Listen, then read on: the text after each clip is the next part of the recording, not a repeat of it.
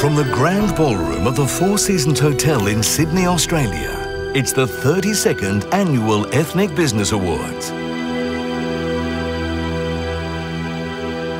Ladies and gentlemen, let us acknowledge and pay respect to the Gadigal peoples of the Eora Nation, on whose land we're celebrating tonight's 32nd Ethnic Business Awards.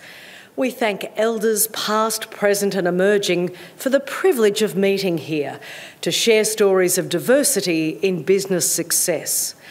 Let us also pay respect to the knowledge embedded forever within the Aboriginal custodianship of country and extend that respect to the Aboriginal and Torres Strait Islander people who are with us here tonight.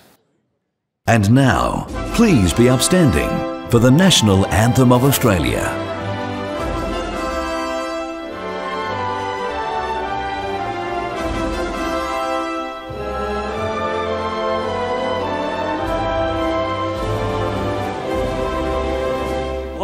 Australians, oh, let us rejoice, for we are one and free.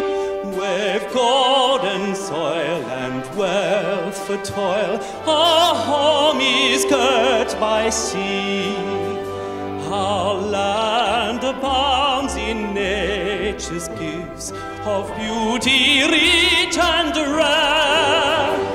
In history's page, let every stage advance Australia fair.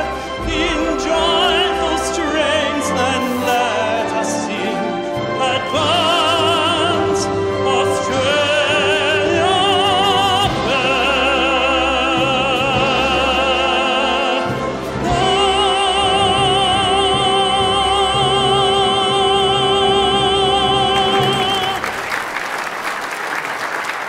Please welcome to the stage your host for this evening, multiple Walkley Award-winning author, journalist and broadcaster, Tracey Spicer AM.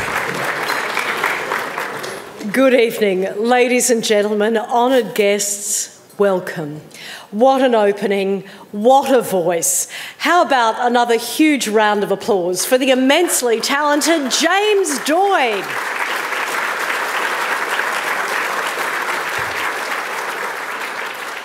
I've got to say, it's wonderful to see all of you here in the room for real. For 2 years, 2020 and 2021, we've been kept apart. But tonight, the Ethnic Business Awards Foundation has brought us all back together again. And things are only going to get bigger, better and brighter. And how do I know that? Well, to start with, we have 12 uplifting stories from our bold, bright and brilliant finalists. Stories selected from more than 350 nominations. And best of all, our 12 finalists are all here in the room and not on Zoom. I don't know about you, but I've been feeling a little bit undergroomed and over-zoomed over the last 2 years. But we wouldn't be able to celebrate their success without the assistance of the Ethnic Business Awards Foundation and our generous sponsors. The finalists here with us tonight have enjoyed free luxury travel, transfers and top-of-the-line accommodation. The winner of each category will receive an exquisite crystal trophy, a cheque for $10,000 from Arab Bank Australia, and the honour to join an alumni that includes some of the most extraordinary business minds right across the country. Now, in Joseph's book, In Someone Else's Shoes, he references how Australia really is a mirror to the world. He says, I hope that we will always be adding more colours, different threads, new patterns, all beautifully interwoven. That's how we'll keep this mirror sparkling and alive. Well, the Ethnic Business Awards is holding up that mirror tonight to 12 Australian business successes. And that's the whole purpose of tonight when you think about it. It's to let that mirror reflect the threads, the patterns, the colour, the energy of what is already an impressive interwoven tapestry. A tapestry of diversity that includes every culture and excludes none. So now, what better way to start toward a bright future than by visiting our wonderful past?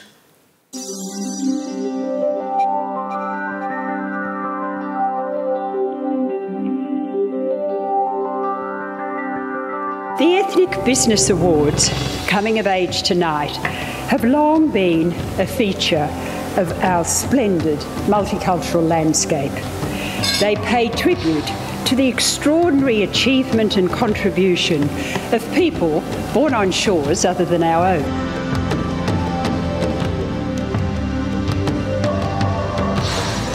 Post-war migration began as our nation's greatest experiment, and it has become our nation's greatest success. Because as migrants, we accepted that in a new land, we shouldn't only take, but give as well. And yes, it's worked. Immigration has worked.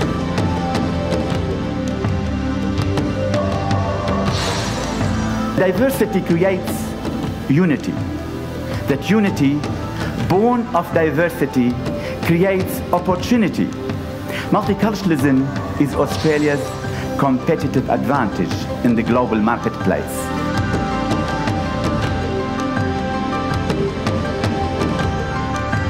As Australians, we pride ourselves on our ethnic diversity, our innovation, our entrepreneurship, and of course, excellence. And it's these very qualities that are celebrated tonight through the Ethnic Business Awards. For those of you who are here tonight as finalists in these Ethnic Business Awards, it is a great thing that you are here. You are our automatic bridge to the world. And so much that we do in commerce, in export, in import, in trade and investment. You form such natural, wonderful, diverse, fluent, culturally sensitive, human bridges to the rest of the world that you are for us an enormous national strength. It's not possible to think of the economic growth of Australia over the last 30 or 40 years without thinking of the massive contribution that have been made by the group loosely called ethnic Australians to the development of our country. We're taking the chance to highlight the tremendous achievements and efforts of some Australians who've come to this country, have not started with the natural advantage of knowing it, and have done things that are special, which we can all identify with and which we can all celebrate. And that's really, I think, what the Ethnic Business Awards are about.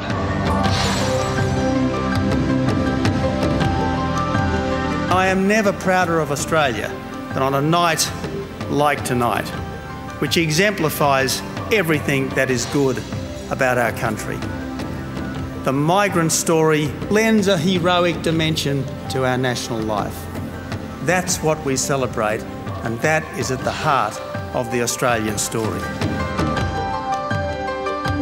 This country is an immigration success story without parallel, and we should be enormously proud of what we have all achieved.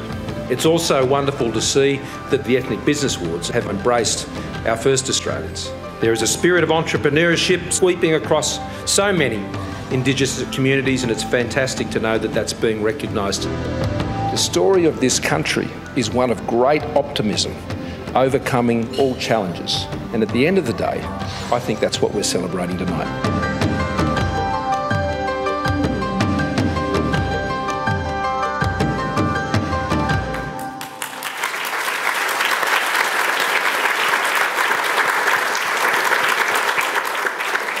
It really is amazing, isn't it? 32 years and still going strong.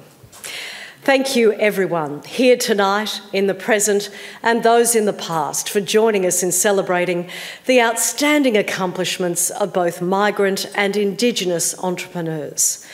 And welcome once again to tonight's 32nd Ethnic Business Awards. You know, the other day, Joseph Asif, you would know him well, author, the founder of these awards, was remarking how in the 32 years since they began, we've received more than 21,000 nominations. Can you believe that? That's 21,000 businesses that have succeeded against the odds and contributed to the strength of this great nation.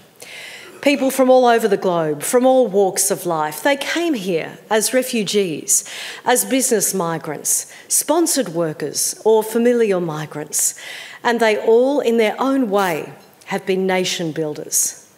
30% of Australian businesses are started by migrants like them. And the Ethnic Business Awards has been celebrating their achievements and success since 1988.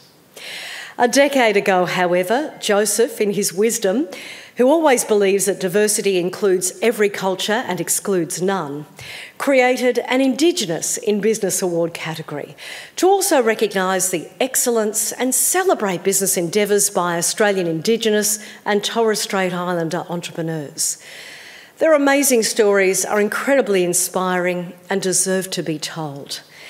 We have 3 more fantastic finalists in that category here with us tonight, and I'm sure that they, like all of us, are delighted to be joined by so many dignitaries here this evening, and you would have seen some of them on that video clip earlier.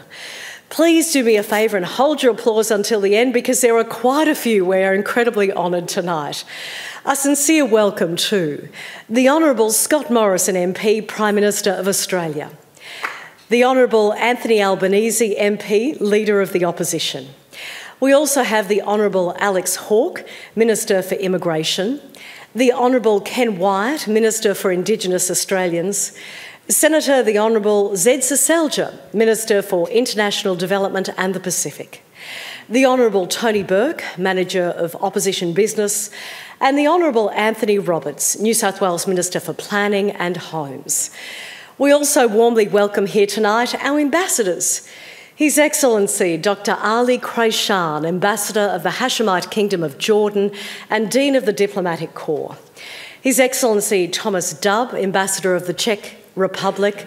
Her Excellency Betty Bernadica Pavelic, Ambassador of the Republic of Croatia. And His Excellency Mr. Milan Rad, Ambassador of Lebanon.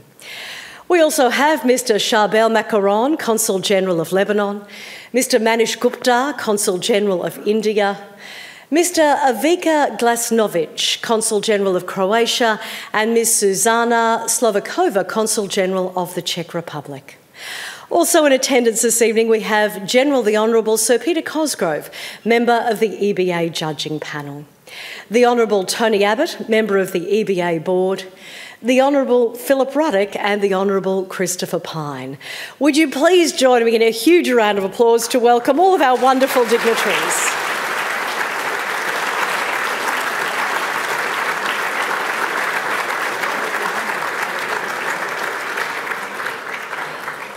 You know, I get such enormous pleasure from reading all of those names because they capture not just the diversity of the people in the room here tonight, but also right across the nation. Names are so extraordinarily evocative.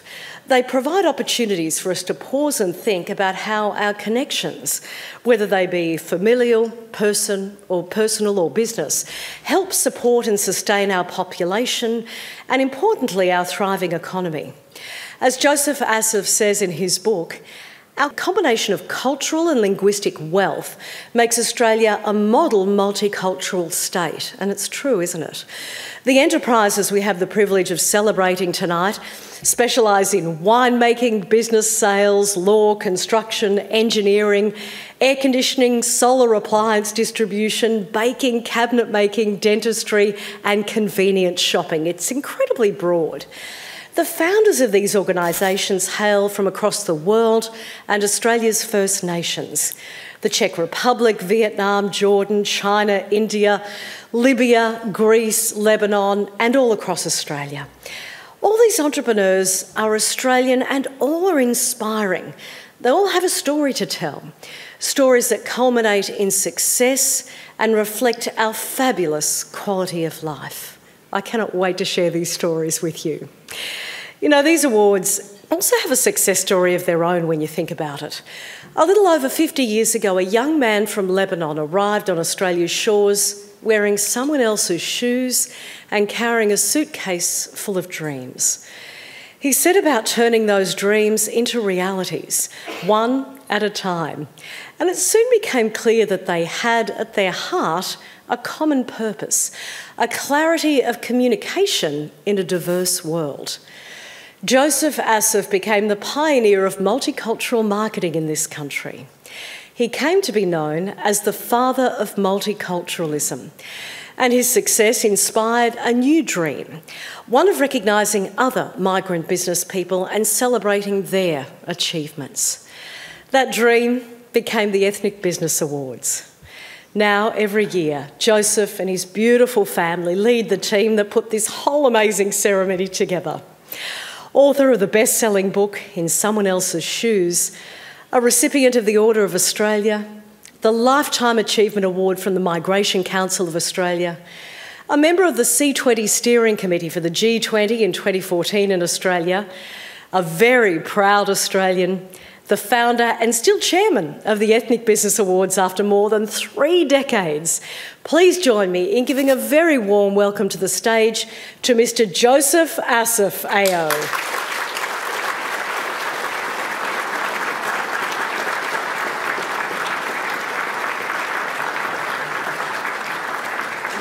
Thank you, Tracey.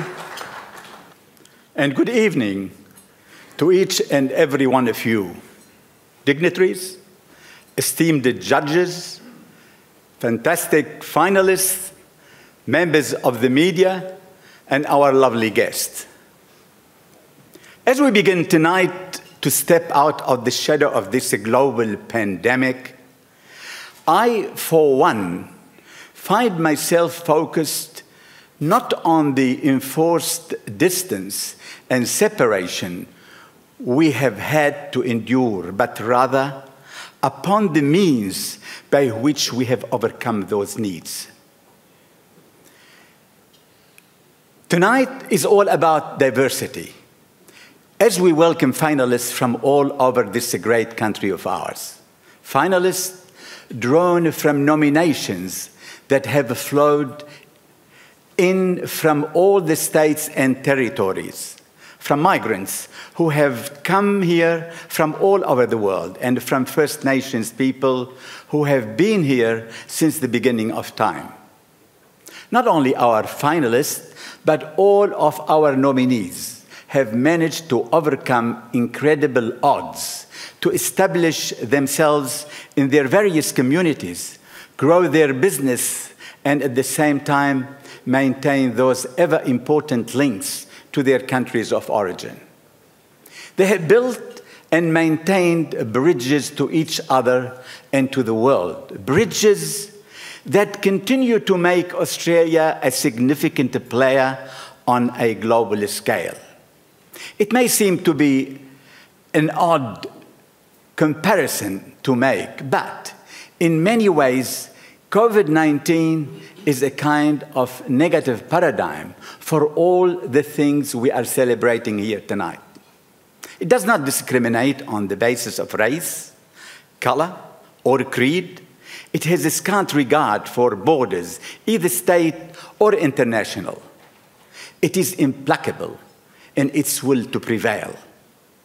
All of these things are the strength which continue to carry us forward and bring us success.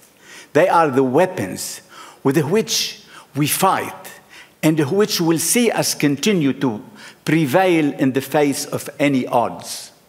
Unlike us, COVID can be defeated, and in the end, it has brought us closer together, even as it has kept us apart. I heartily congratulate all our finalists tonight, not only on their resilience and their business success, but also on their contributions to their wider communities and their consummate bridge building. They epitomize all that is great about multicultural Australia, all that is so wonderful in the migrant spirit and in the strength and fortitude of our First Nations people. I would like to thank the Prime Minister and the Leader of the Opposition for being here this evening. Thank you for showing great faith in these awards. You have attended our award ceremonies for so many years now. I am sure you agree with me when I say every one of our migrants is a mini economic stimulus package.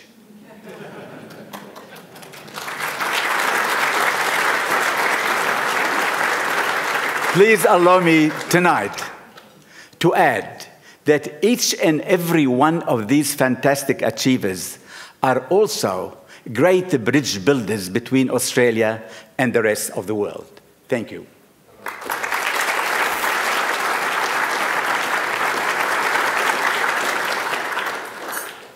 As I said, it is a pleasure to have the Prime Minister of Australia, Mr. Scott Morrison, and his lovely wife, Jenny. Again, I know it's your best event for the year, every year. Thank you for joining us this evening. It is now my very great honor to welcome our Prime Minister to the stage. Ladies and gentlemen, Mr. Scott Morrison.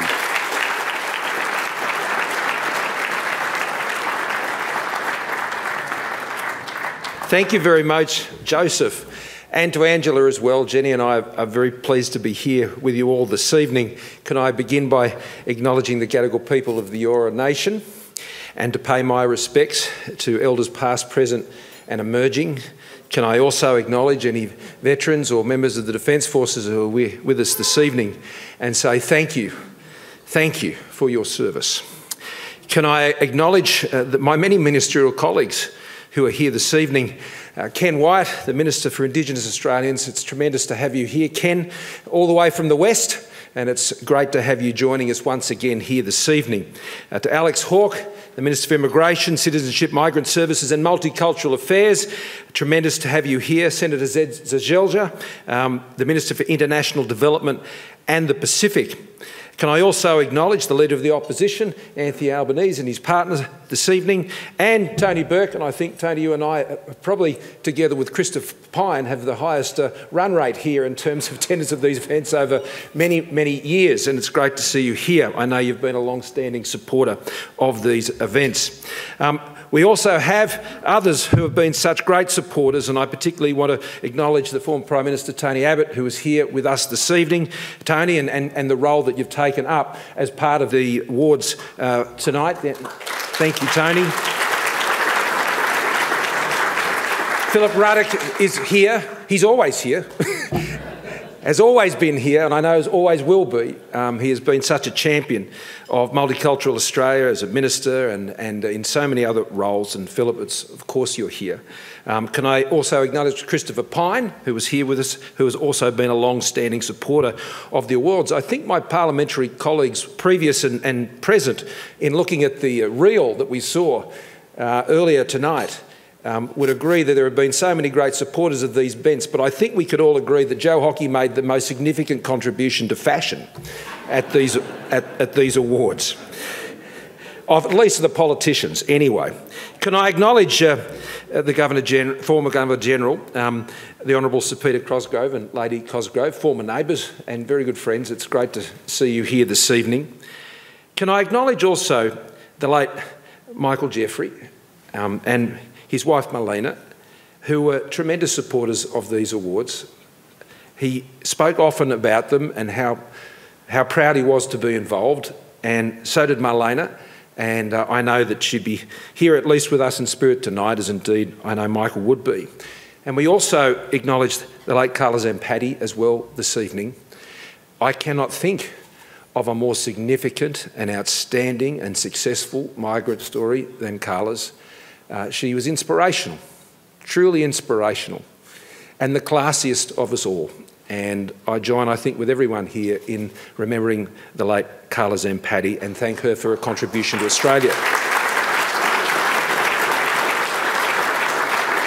Her family is here with us this evening, and we remember her fondly with you this evening. But particularly can I welcome Joseph and Angela Asaf.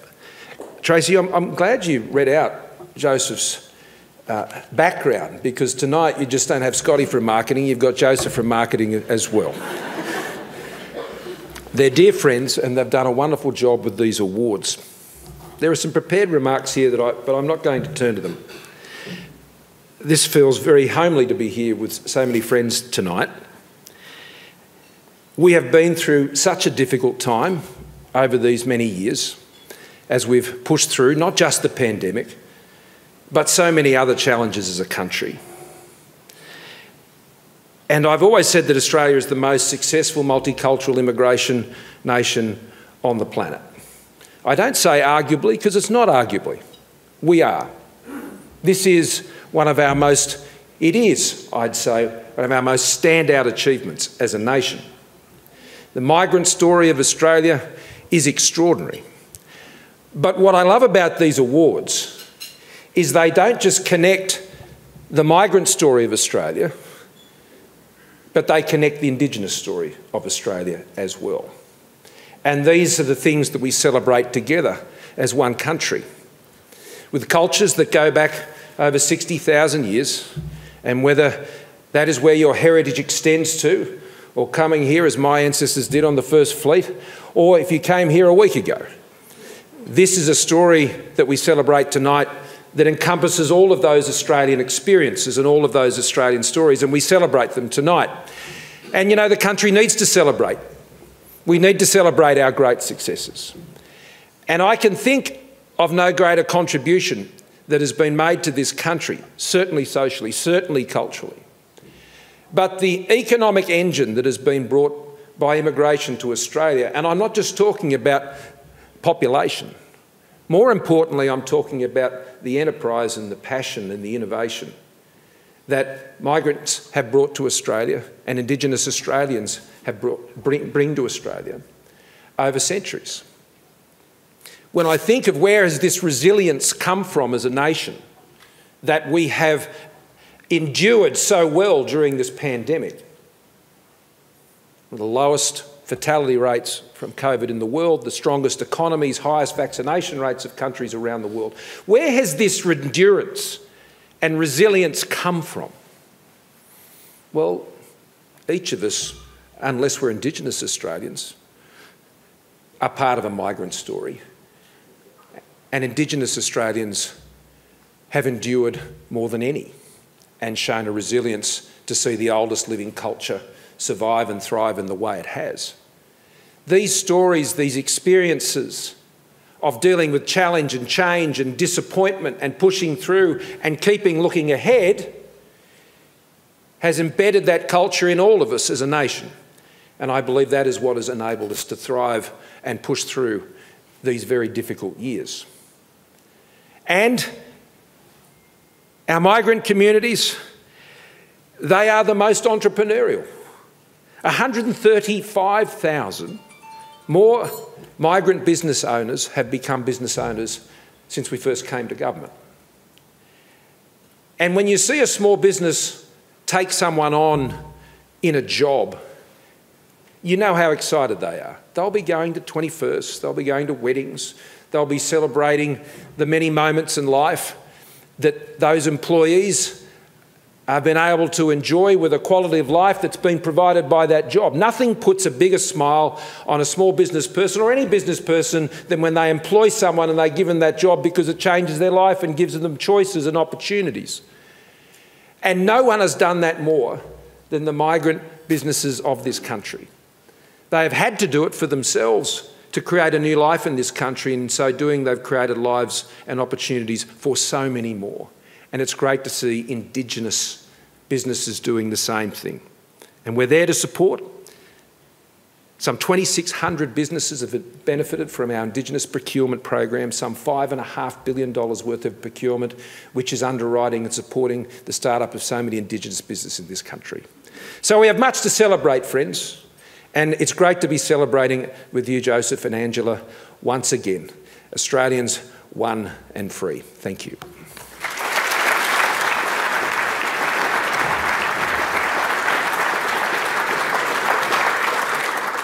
Thank you so much, Prime Minister Morrison and Joseph Asaf. It really is true, isn't it, that our resilience comes from our diversity. And of course, we wouldn't be able to hear the stories we're going to hear tonight, which you'll hear very soon. I know that's always the highlight of these nights. But we wouldn't be able to hear them without the support of our generous sponsors, and I'd like to share their names with you tonight.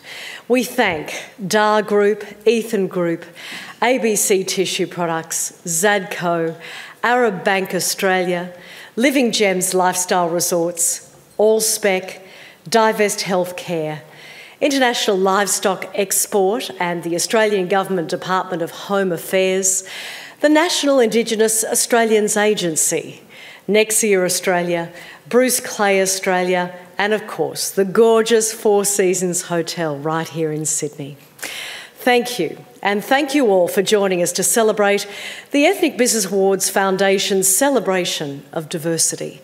These stories are being televised, streamed and reported right across Australia and the world, in fact, by our broadcast and media partners.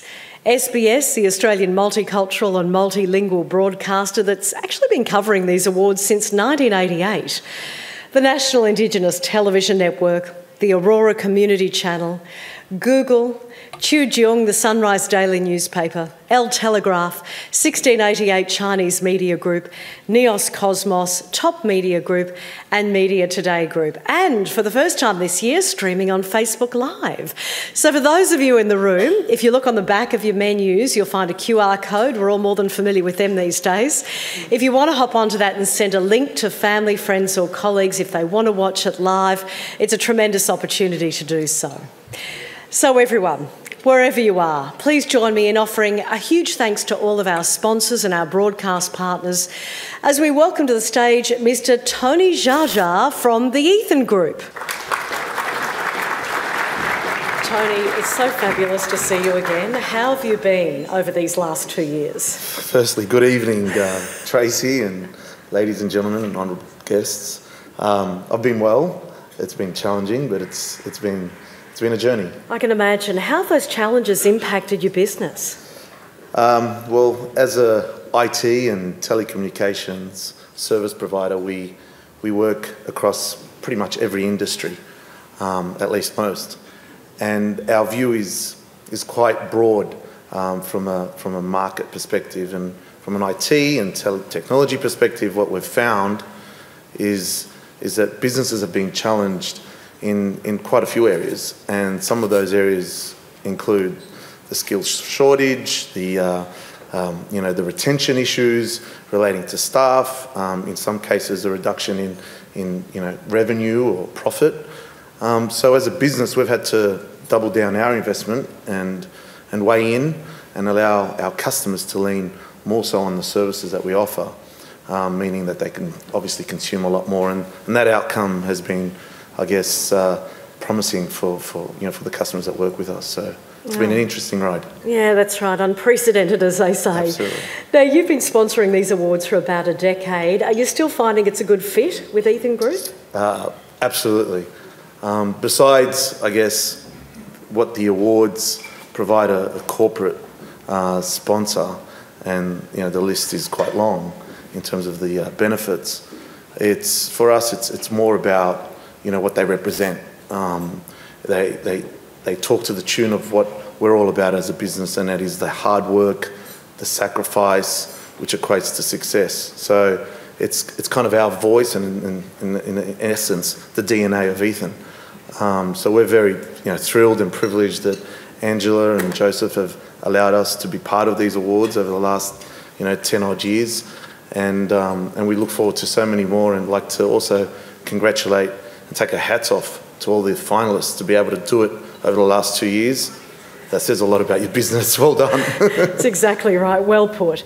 Now, you're not only a business person, you're an entrepreneur as well. Can you share with us something entrepreneurial that you've been able to manage to do in the last couple of years? Something special, without a doubt, would obviously have to be, comes with a lot of sacrifice and late nights and no sleep. But our 3-month-old during the pandemic, well done, Gail, my wife, and the family. That is so beautiful. Congratulations. Thank you for your sponsorship and support, and more power to you. Tony Jaja from Ethan Group.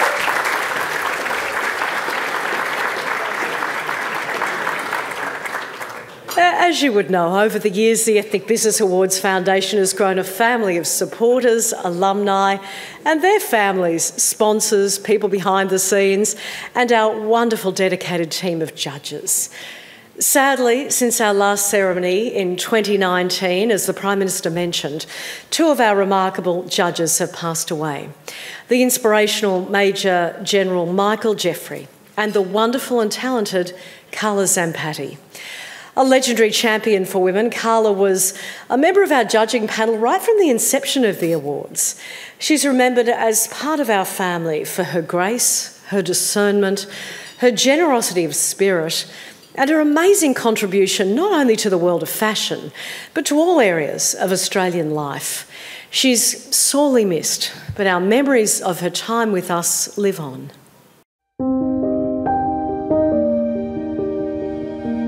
Can I also thank all the judging panel who's been introduced to you this evening. Can I particularly thank Carla for making Jenny look so fantastic. Carla, thank you, and particularly at the White House, she would look absolutely stunning, and she was one of your wonderful creations. I've always been very interested in newcomers to this country. Having been a newcomer myself, arriving here at the age of 9, I sympathise with their difficulties in starting these enterprises. They don't have a network of people they can call upon. So you really are totally dependent on your talent and hard work. So I like to see these people who work really hard and put a lot back into the country recognised for their enormous effort and their enormous talent and enterprise.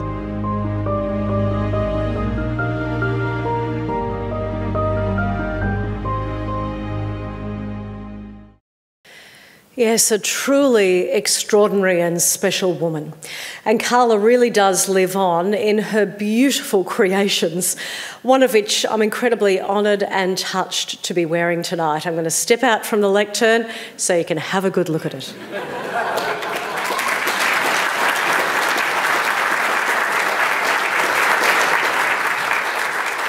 Thank you so much, Carla. You live on in our hearts and memories.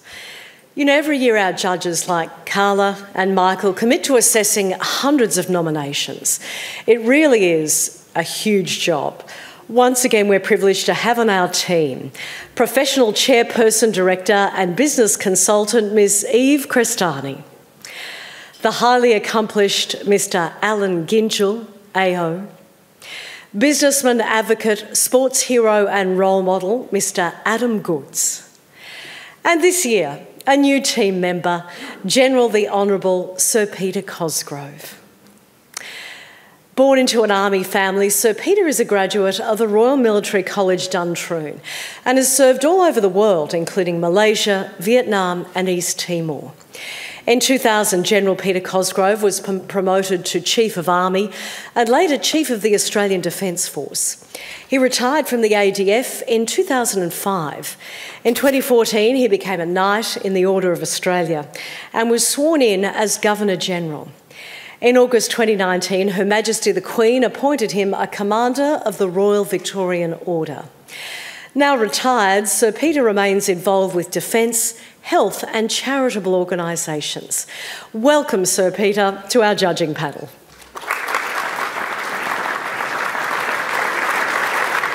We'd now like to take a few moments to pay tribute to Major General Michael Jeffrey, who gave so much of his time and energy not only to the awards, but to the environment, to service organisations and education.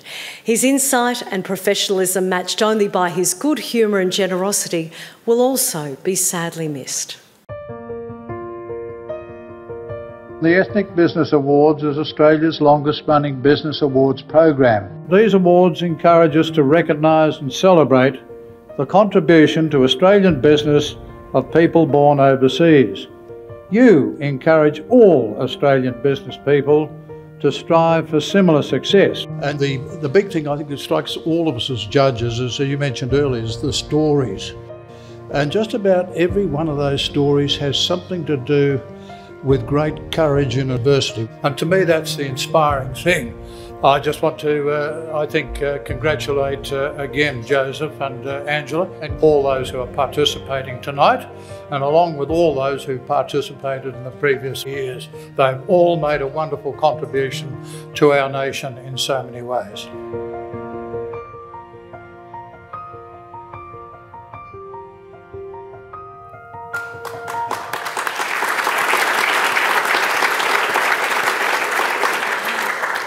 Now, Major General Jeffrey was also instrumental in seeing the Ethnic Business Awards become a not-for-profit foundation. His energy and enthusiasm for promoting the stories of our nominees to the Australian community will be sorely missed. He valued our alumni's qualities of leadership, hard work and family, and tonight we're fortunate, standing right next to me, to have a man who shares these qualities, our new team member and soon to be our newest judge. Please put your hands together for Sir Peter Cosgrove.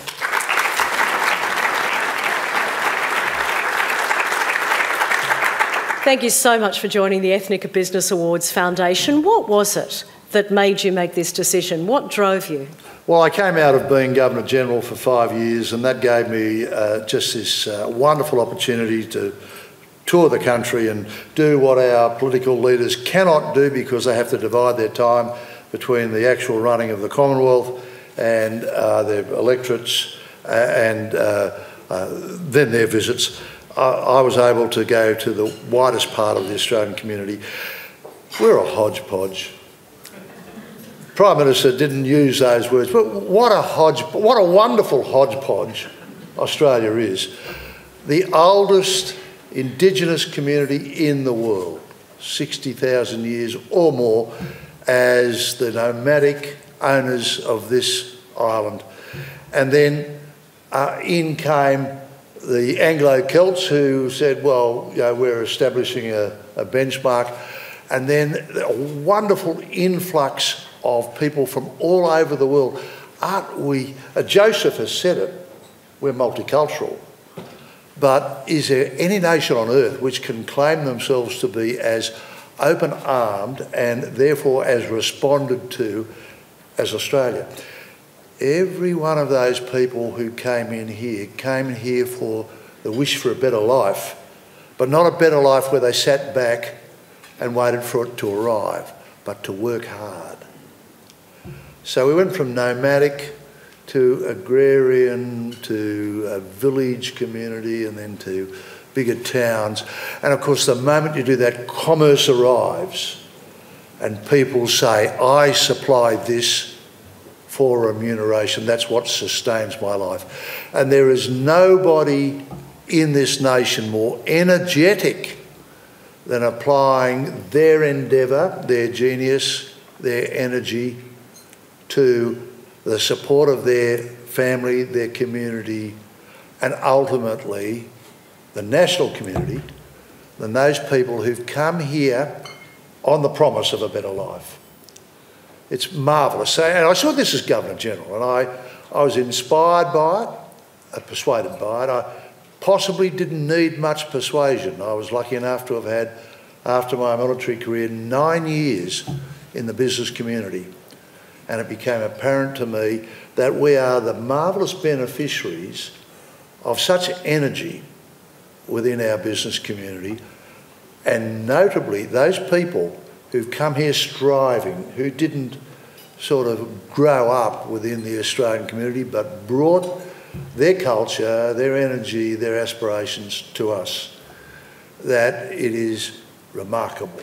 One of the most remarkable things about the modern Australia. So when I was approached not long after my retirement to be involved with the Ethnic Business Awards by the redoubtable Joe Asap, I thought, well, you have to do this, you have to experience it. It's another piece of learning for one of those old Anglo-Celt descendants. So I used hodgepodge. I'll now say no-brainer. It really is a remarkable tapestry, isn't it? What are your hopes for the future of the Ethnic Business Awards Foundation in particular? Well, the Ethnic Business Awards have got a future in the sense that the way this nation continues to grow is to continue to embrace. We have to get people like those who are represented within the Ethnic Business Awards to keep coming to Australia, to keep building the community, to build upon the strengths and the achievements we have so far. We're a marvellous nation. We have this lucky geography, which is sometimes not as lucky as we want, but it is based on commerce. We have to keep this economy going so that all of our descendants enjoy the freedoms and opportunities that we've had. We need to improve on those. The only way we do that is by business enterprise. The other thing we have to build on is the instinctive sense of community and compassion which are within the emblem of the Ethnic Business Awards. The people we're going to see today, First Australians and those more newly arrived, have one thing in common. They look out for each other and their community. It's a hallmark of what these awards represent, and we'll be lucky to note that tonight. I'm thrilled to be here, I'm thrilled to be a judge, and I'm thrilled to say that when I was proselytised by the redoubtable Joseph to become the patron of the Ethnic Business Awards Foundation, effective today I said yes. Well done, thank you.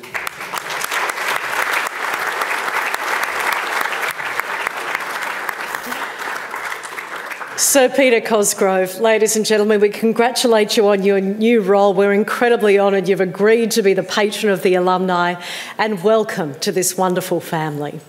Everyone is so delighted to have you on board, keen to show their appreciation for your commitment. Ladies and gentlemen, how about another round of applause for Sir Peter Cosgrove? As mentioned earlier, over 3 decades of the EBA, and we've received more than 21,000 nominations, hailing from more than 100 countries of origin. Tonight, we celebrate and acknowledge 12 more business people as our finalists. Every year, Tom Gaicd and his team at Worldwide Pictures travel the country to interview finalists and bring their stories to you. Tonight, we have some truly amazing tales of determination, resilience, and giving back.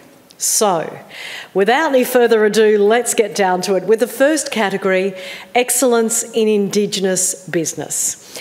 Now, these awards were created in 2010 to acknowledge and celebrate the economic, social and cultural contributions that Australia's traditional owners make to this great nation. It gives me tremendous pleasure to introduce the first of our 4 finalists tonight. A man from Aranda country in Hart Range, Ben Shaber, the director of Swell, specialised welding and engineering. He's based in Alice Springs in the Northern Territory.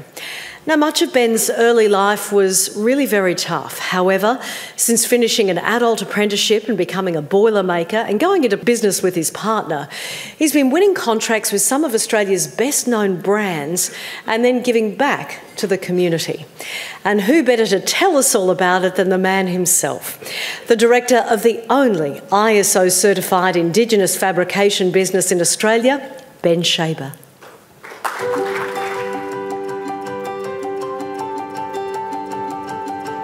My name is Ben Shaber, and the name of the company is Specialised Welding and Engineering. Our company basically is an engineering company. It does a lot of certifications, and then we do structural steel. We do a lot of labour hire for the mine sites, as well as it does a lot of oil and gas pipelines and stuff like that.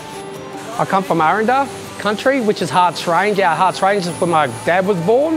Back in the early days when my dad was a young bloke, he had to have a special permit to come into Alice Springs, because he was an Indigenous man, and back in those days, if you didn't have that permit, you'd be locked up.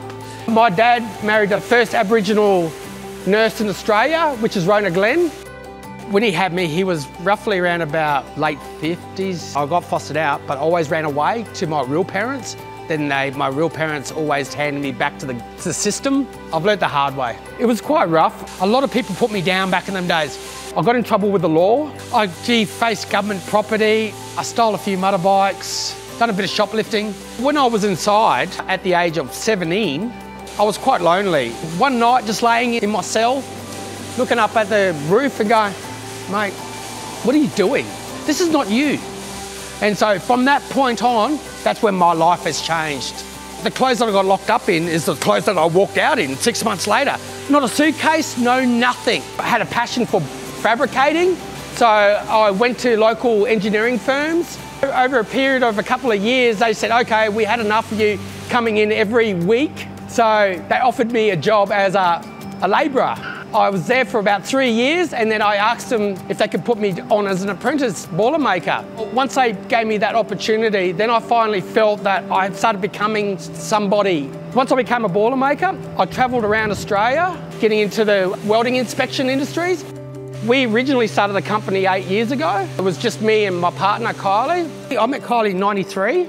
That's when my life started to come together. She's helped me with my education. She's really the backbone of my directions of the way that I went. We had a grant from IBA to help out, Indigenous business mob. It was quite tough from the start.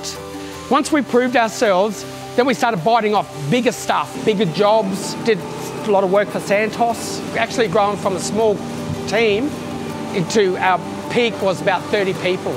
We're building a big sign at the moment with all this rolled steel, and this is a grand entrance of the Tennant Creek Township.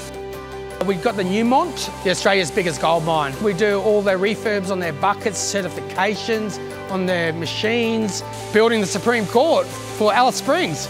That was really our first sort of big structural job. We did the spiral staircase, said that it couldn't be built. All the steel that you see in that Supreme Court, it's come from this workshop. We do the working program with a jail, so we do get Indigenous people to come through here to actually give them a heads up in the industry to help them out, and then we give them an opportunity that they can come back and work with us for full time. The reason why I started up Specialised Welding and Engineering is to give the local unfortunate people like myself an opportunity that it's not impossible to actually have a go, but to put your heart and mind into something and it can be done.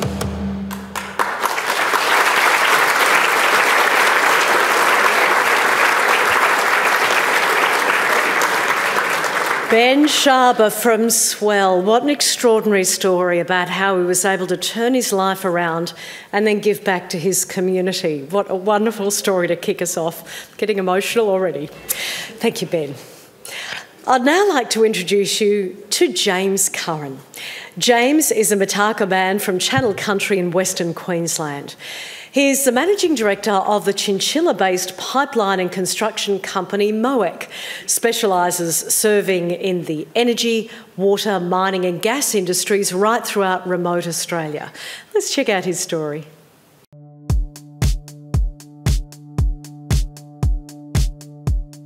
My name's James Curran and the name of my company is MOEC. It stands for Maintenance, Operations, Engineering, Construction. I'm from the Mythica people, which is out in the Channel Country in Western Queensland. So we're a pipeline construction business, so we basically install pipelines, mainly for like tailings lines or water transfer lines or ball fields. That's sort of where we mostly get used. So they're quite big pipes. We did 30 Ks in the Northern Territory, and before that in WA I think we did 65. Oh, it's out in the middle of nowhere, like in the Pilbara was closest town was 2-3 hours away sort of thing, putting in water lines for them. So myself and Ryan Maloney started the business in 2016. We actually went to school with Ryan in primary school. So we sort of mates in primary school, then we all met back up at uni. Yeah, it was just a bit of a coincidence. I went to university to finish my civil engineering degree, so it's first in the family to do that. And then my mate said, oh, come onto this job that I'm on as an engineer, and that was Ryan, so he gave us a start in the mining sort of game. I pretty much just went to work for about 4 years and just started in the fly-in fly-out sort of coal seam gas gathering.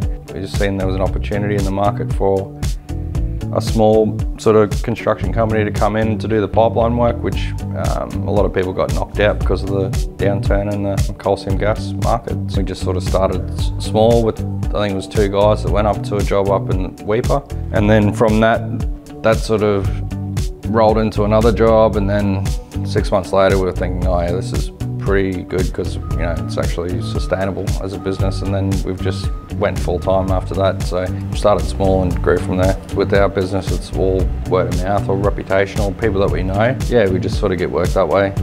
Me and Ryan both put in 150,000 each. It's always hard with construction because it's all up and down and live project to project, I guess, so it's always stressful. Yeah, we're pretty much doubled every year in revenue.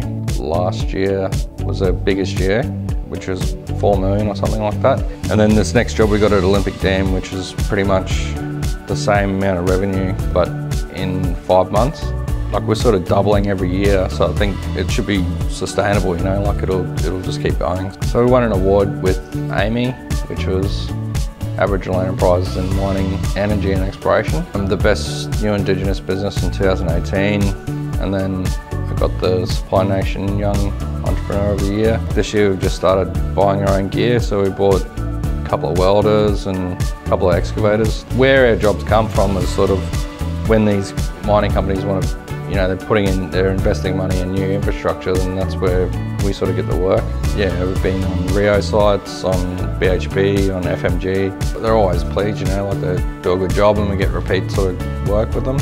Sometimes there might be some stigma around like being an Indigenous business. Ultimately, yeah, you just got to do well and you'll be fine, so there'll be no dramas. It provides a lot of good opportunities for people. Well, we started off with 2 guys, and then at the moment we've got about 15 or 16 guys with us. Or sometimes there'll be, someone that hasn't had a job for a while, and give them a job and give them a bit of a start back into it. I guess Indigenous businesses in Australia, that sector's growing. I'd tell an Indigenous kid that there's a lot of opportunity, and you just got to have a go at it.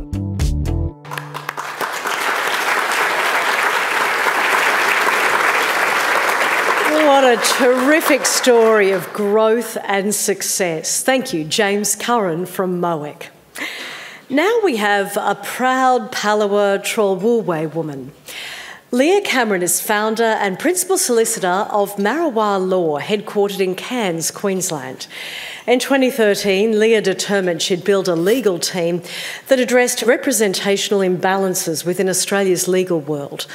Having since acquired 2 other legal firms, Marrawa is on track to become a full-service national Indigenous legal firm, which is owned, managed and controlled by leading Indigenous legal practitioners, 70% of whom are female. Let's take a look.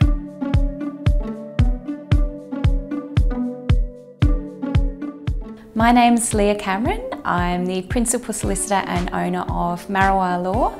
I'm a Palawa Trawulway woman, and my country is the east coast of Tasmania, which is called Lutruwita in my language. Marrawa Law is an Indigenous legal practice. We're Supply Nation certified. We provide legal advice nationally in the areas of commercial, corporate and property law, which also includes Indigenous law. And we service all manner of clientele, including Indigenous businesses and traditional owners, government and large corporates as well. So the company was established in 2013, so we've been around for a little while now, and it's grown substantially since that time. So Marrawa means one. So I suppose in a way it's bringing everyone together as one, 2 sets of laws together, different people together to move forward together.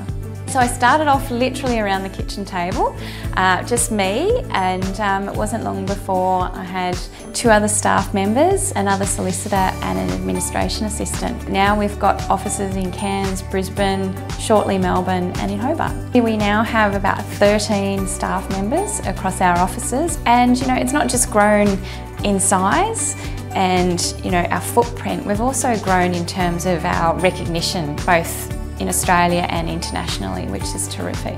I'd say my greatest achievement would have to be the incredible Indigenous, Aboriginal and Torres Strait Islander women lawyers that I have working in my business. I've brought a lot of them through from being law students to being admitted lawyers and a couple of years in. For a lot of them, they're not just making a huge difference in their own lives, but that of the community as well. They're really breaking the cycle, and their career progression is just going to be phenomenal. They really are the brightest, loveliest people you could meet, and they are making a change in the legal profession. So Marrawa Law contributes to the community in a number of ways. Obviously we have a high proportion of Aboriginal and Torres Strait Islander staff, over 70%, but we're really proud of the fact that we do a whole heap of pro bono work for the community. Particularly during COVID, we focused on helping Indigenous businesses that were really suffering.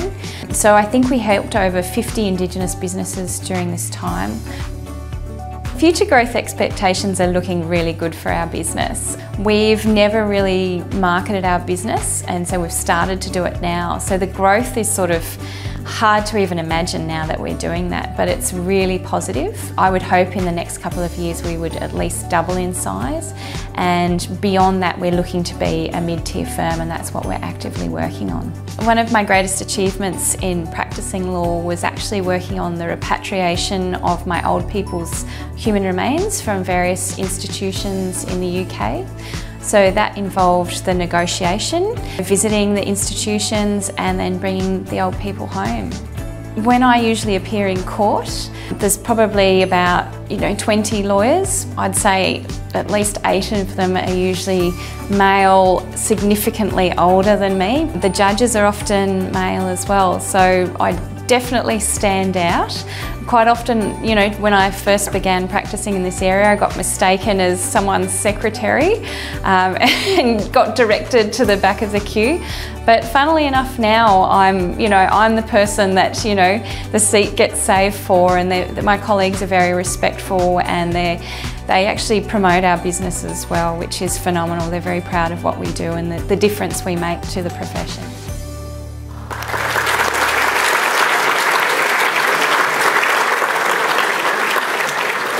Gee, it really is transformative work, isn't it? Congratulations, Leah Cameron of Marrowa Law.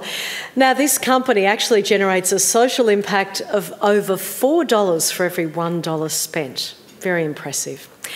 Now, for our final nominee in the Indigenous in Business category, an Aranda man from Berrima in the Northern Territory, Mr Ray Pratt, Director of DICE, a national electrical, smart energy and construction business. Inspired by his father to work hard and to give back, Ray's passionate about his company engaging, mentoring and supporting local, regional and national Indigenous businesses in a bid to facilitate better living for all Australians.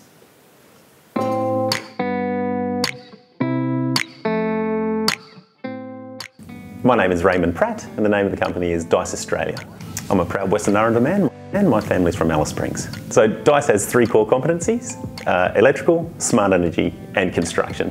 It all basically started with my father. He was in business from a young age, and I've always been in and around electrical since I can ever remember. And so it was a natural progression to follow my father's footsteps to become an electrician initially, and then a further natural progression to jump into business. So originally it was an electrical company. The early beginnings was a bit of a struggle, I guess, as most people in business start out with not much. So I was able to use my redundancy from the job that I had at a gas plant in order to afford to buy a 84 Nissan Urvan and some tools and put an ad in the paper. So it started out of the office was a bedroom in my house. I had an apprentice and a sparky on within the first year, and it was probably at turning point at about year 3 when I had sort of 10 people on the books, and that kept growing to about 35 by 2010. Over the last few years we've done some significant expanding, and would be over 60 full-time employees currently. DICE is fairly diverse. The company mission is to deliver smart, sustainable energy infrastructure to shape Australia. We are here to power communities and empower people. In electrical, what's keeping us busy is electrical maintenance and projects, so significant projects. We've currently got a large amount of work out on the defence bases in electrical projects. In smart energy, we really make a difference with the solar and battery storage projects we're doing in remote regions. And in construction, we do everything from small refurbs to major fit-outs. A lot of our work is in remote regions. We're very proud of the difference that we can actually make out in the remote regions, delivering solar and battery storage or affordable and reliable energy for people out there who are not used to that. I have a team of people about 8 hours out of Darwin at the moment delivering solar and battery storage, and these are life-changing projects. We've got a construction team working about 7 hours out of Darwin currently, working for Northern Territory Government, and we're basically refurbing homes, which we've done a lot of. We've also helped establish market gardens for a couple of communities, and it wasn't just about creating healthy food for the people out there, it was about creating an economy in the bush. So we helped the people establish the market garden and then create make-to-take agreements with the nearby stores. So it wasn't just about healthy food, but about entering the economy if people choose to. So some of the hardships fortunately happened early on in business. We almost went out of business a couple of times when people didn't pay us large sums of money. Having that lesson earlier helped us figure out how to basically get smarter in business and not allow that to happen again, and taught me to tighten my belt. We do aim to employ as many Indigenous people as possible in our electrical team. We're proud that we have 6 Indigenous apprentices, and we have 4 Indigenous electricians that have come through their apprenticeship with us. Now, what we aim to do as well is have our Indigenous people within the business making key decisions, and that has been one of the keys to our success, actually. We're proud of the fact that we've come from humble beginnings doing small jobs for anyone, which we still do today, but we are now delivering multi-million-dollar projects all around Australia.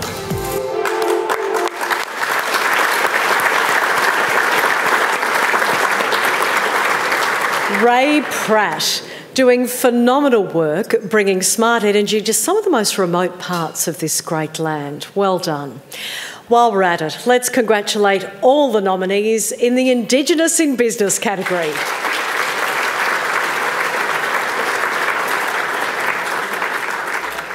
Now, all our finalists enjoy air travel, transfers, top-of-the-line accommodation and certificates of recognition courtesy of the Ethnic Business Awards Foundation.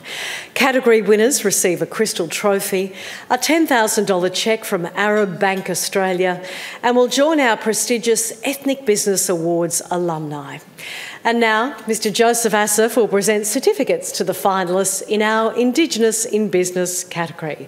First of all, Mr Ben Sharber.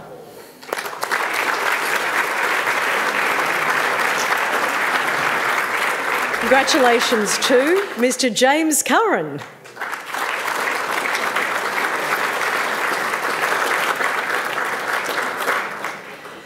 Next up, brava to Ms Leah Cameron.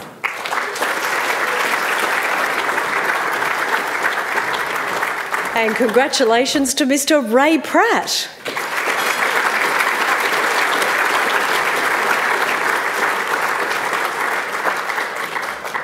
Thank you so much to all of our Indigenous in Business Award nominees. The team from the Ethnic Business Awards Foundation gathers every year to celebrate our new Australian business people as well. They acknowledge the often difficult journey that people born overseas have taken so that they can call Australia home. Our small business category looks at businesses that have been operating for at least 3 years and have an average annual turnover of under $10 million. As with every award, key judging criteria includes obstacles and hardships overcome by the nominee, ingenuity in the marketplace, growth, future potential, contribution to the community and business landscape, and of course, overall business success. First cab off the rank in the Ethnic Business Awards Foundation's small business category is Yusuf Nemi, Director of Old Time Bakery in Yagoona, Sydney, New South Wales. Now, originally from Lebanon, Yusuf's dedication to family declared itself when he dropped out of school to help support his father in raising his 4 siblings. Today, the Nemi family own and operate Old Time Bakery, one of the first certified organic bakeries in the world to produce organic gluten-free flatbread. They even patented their own Tanner automatic machine. It's sold domestically and right around the world. Let's check out what Yusuf has to say.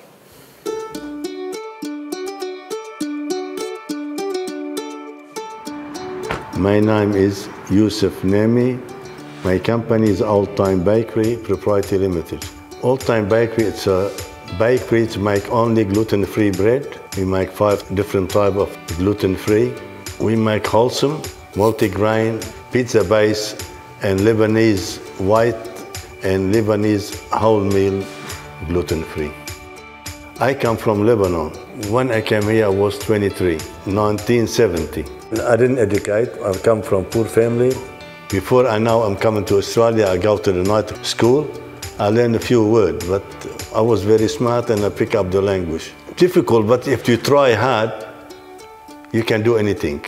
I was very lucky to make a decision to come to Australia. I came here for better life, better opportunity. It was very good. It's not strange. I find work straight away and I start working. I never stop working and I start moving up. First I arrived, I work with GMF electric motor. You need to work, you look for work, you do it. I bought a fruit shop in St. Susie. I've done it for 4 years. And after fruit shop, I bought a taxi for 6 months. And after the taxi, I bought a bakery. We make manouche, lahm b'ajin. There's too many of them now. And after that, I got a takeaway in Westville, Marinda, Lebanese gourmet. Kebab and hummus, tabbouleh, that's all Lebanese food. It was very good. It was in the center, McDonald's, Pizza Hut, and Red Rooster, all a big company. In 1990, I won the award Best Food Retail from Westville. I started the company in 2000. Always when I want to do something, I'm very confident. I'm going to go in. In 2000, I went to Lebanon. I got the tannoor. It's an oven. I designed this one, and I got a trademark on it. I was looking for something healthy. Wherever I go, they said, why don't you start gluten-free? Why don't you start gluten-free? I have nothing idea about the gluten-free. What the gluten-free is. It took me so long to make the recipe. It was very hard to make gluten-free. Very, very hard. It's a problem with the water, with the temperature, with the mixer, the time of the mixer, the ingredient. To get it right, it took me 8 months or more. After 4 or 5 months, my wife and the kids said, Dad, you're gonna put us in debts and we're gonna lose everything. I said, don't worry. I'm in the right way. I'm gonna do this something good for you. Don't worry, don't worry. I think we worked first 5 or 6 months for nothing. And then when we make the certified organic gluten-free, we go into Woolworths, and then we start making money. Now we have 14 people. I think I'm far ahead from my competition. I'm doing better bread. I think it's growing more and more. We got the 3 ovens now. We could make over 50,000 packets a week. We said over under $3 million a year. Look where I am now. I got a very good business. I got a good family. My wife, she worked very hard with me. The boys and my girl, my daughter-in-law. Australia, it's a heaven on earth. I'm a man, I pray every day. Always I look up for God for anything I want to make. And I think God helped me.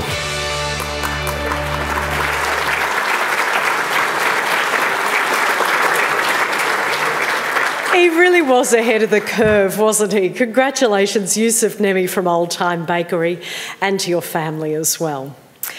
Our next guest has found a way to take the edge off dentistry.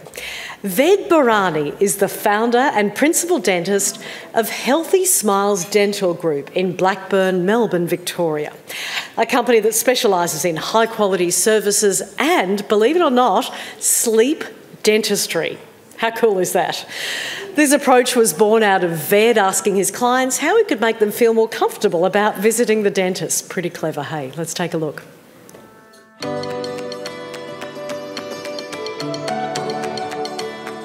My name is Dr. Ved Barani, and the name of my company is Healthy Smiles Dental Group. Healthy Smiles Dental Group is a very unique dental practice. We are a holistic practice that believes in our patient being the center of our world. Very uniquely, we practice what we call as sleep dentistry or sedation dentistry, where we put patients to sleep, especially the ones who are phobic and anxious, who basically hate coming to the dentist. I was born in Bombay, now called Mumbai in India, and migrated to Australia in 2001. I finished my dental degree in Bombay, where I actually graduated top of the university. And I was born to a medical family where my parents are doctors. I wanted to do more. I wanted to explore something which was a little bit more challenging rather than step into my dad's practice. So that's what prompted me to actually look at Australia as a country to come in to study further. I came in here to do my master's, and I went to Monash University as a full-time student. You know, we want an agreement with the family when I wanted to come here. So I was left to come here on my own devices in some way. I actually found a true meaning of life arriving in Melbourne on my own, fending for myself. That's what made me a man. So I said to myself, I have to go find a job, you know, I've got to support myself. And I actually picked up a job in 7-Eleven. Once I graduated, I was doing my dental license exams at the same time because that's the prerequisite to practicing in Australia. I actually then got married pretty quickly to a lovely, nice Indian girl who is also the co-founder of the business with me. And we had a first child within 12 months. So life was full on. And then we finally started this practice in 2004. So we took a huge bank loan because I had no money. Even at that time, I just graduated. So I went to Commonwealth Bank and they said, sorry, Mike, you don't have any assets, we can't give you any money. And then I went to 3 other banks, they all refused. Then I went to a medical specialist company and they backed me up. And within a couple of years, we had actually paid the whole loan off. Last year, we hit 7.2 mil revenue. And today we have around 11 practitioners and a support staff of 35. Sometime around 2008, I realized there was a little gap in the market. And the gap was that patients used to come in and refuse treatments or not come in for long periods of time. With my interviews with my patients, I realized it was not really just the money.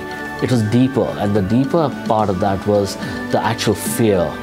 And the second factor was mainly trust, because they couldn't trust anybody to do the right thing. And I thought if I solve these 2 problems, I'm all right. And that's how we started the concept of sedation dentistry, sleep dentistry. So we started off with some basic stuff. We started with oral sedation, we started with the laughing gas, we started with the green whistle, which are like the minor sedation options. So from there, we went to what we call as intravenous sedation. And that was not a full general anesthetic, but like a conscious sedation where you could be put to a light sleep.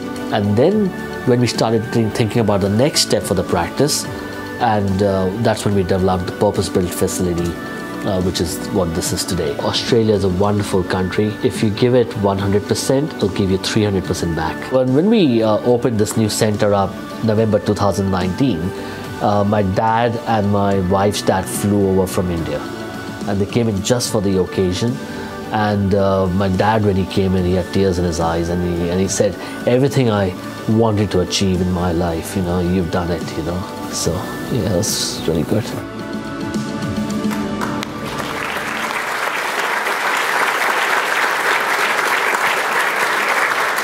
Ved Barani there of Healthy Smiles Dental Group, and I could see people's heads nodding all around the room thinking, I've got to get me some of that sleep dentistry. How good is that?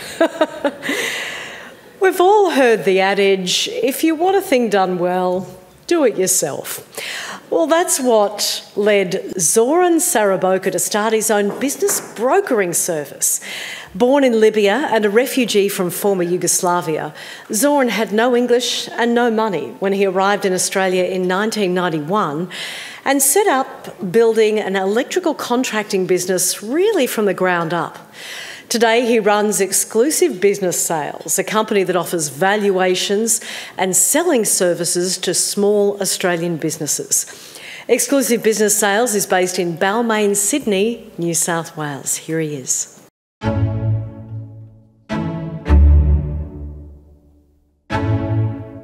My name is Zoran Saraboka. My company is Exclusive Business Sales.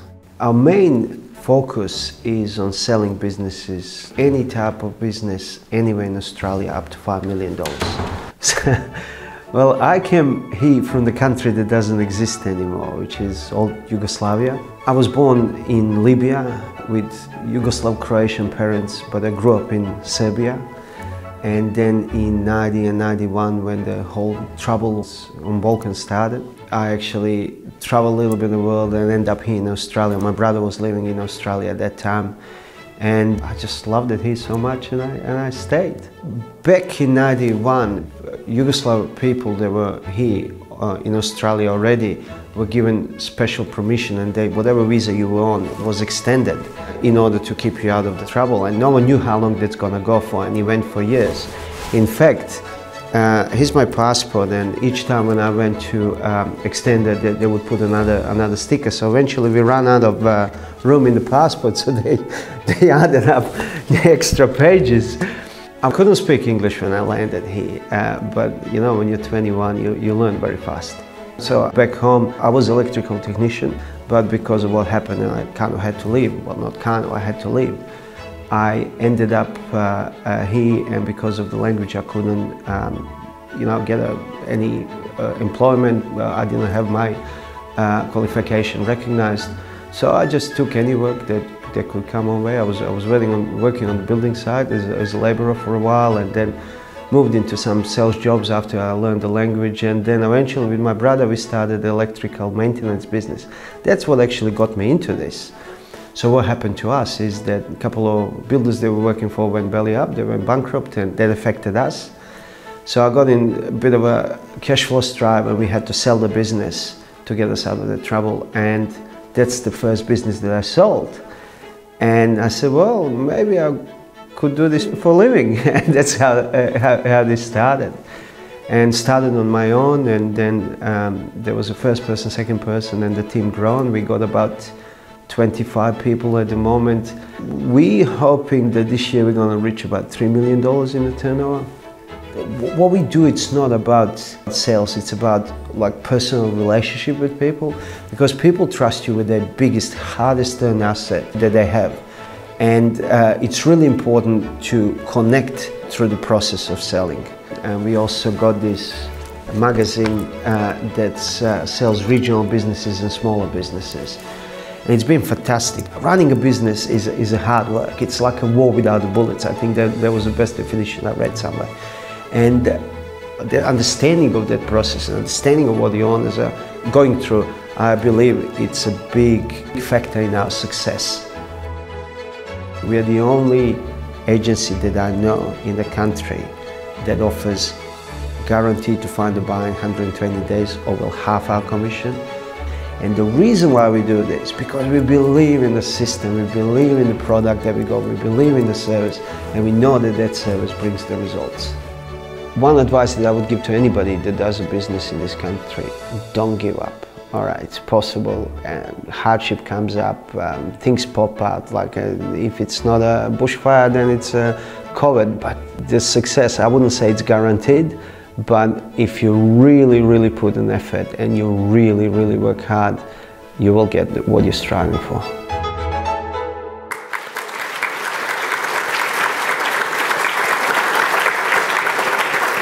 The founder and director of Exclusive Business Sales, Zoran Saraboka, and you can see there's a theme coming through here. Hard work and overcoming adversity, no matter what the odds, really is tremendously inspiring. Our fourth finalist in tonight's Small Business Awards is Dimitrios Kralidis, founder and director of DSK Kitchen and Furniture, based in Botany, Sydney, New South Wales. Dimitrios was 10 and working as a furniture maker's apprentice in Greece when he saw a red sedan and decided one day he was going to have one just like it. Well, 5 years later, he arrived in Australia, and while helping to support his family, he set about making that dream come true. He created a successful family business, eventually bought that red car, and now gives back to the community by supporting cancer research and disability initiatives. Let's see what Dimitrios has to say.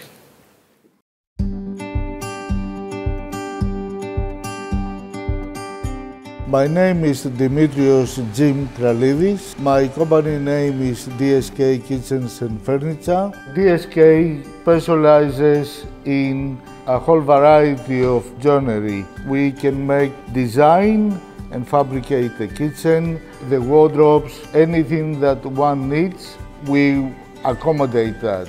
I was doing my trade in Greece. I started it when I was 9-10 years of age. It was difficult. I started working in a furniture shop. My family, we arrived from Greece back in 1969. My father wanted a better future for us. We were very poor. As soon as I came in Australia, I applied for a job. I didn't go to school here. There was an ad in the Greek paper which was asking for tradespeople. I was 14 years of age. They didn't believe that I was a tradesman at that young age. And so I turned up for an interview and they laughed at me because they say, we want tradesmen, we don't want kids. And I told them that I know what I'm doing. It was actually a lady running the business, Mrs. Nibble. Nibble were very popular in the 70s, 80s, everybody had a nibble kitchen in Sydney. And I stayed on there for 12 years. At the age of 18, I was a foreman and I was overseeing about 40 people. We started the business back in 1985. Between my wife and my sons, Kyriako and Angelo, it was extremely difficult not being able to speak English. I had a misfortune of having an accident cutting my thumb. I cut it off and I was out of work for over a year. Within 3 years of starting, it went from one success to another. No factory was big enough for us. We borrowed $2 million at the time, so we can build our own factory. At the moment, we have 15 guys working. A lot of people can't do what we do. All the work that we do is through computerized machines. So when they cut, drill, and fabricate the boards for the fabrication of the kitchen or the cabinet, it is 100% accurate.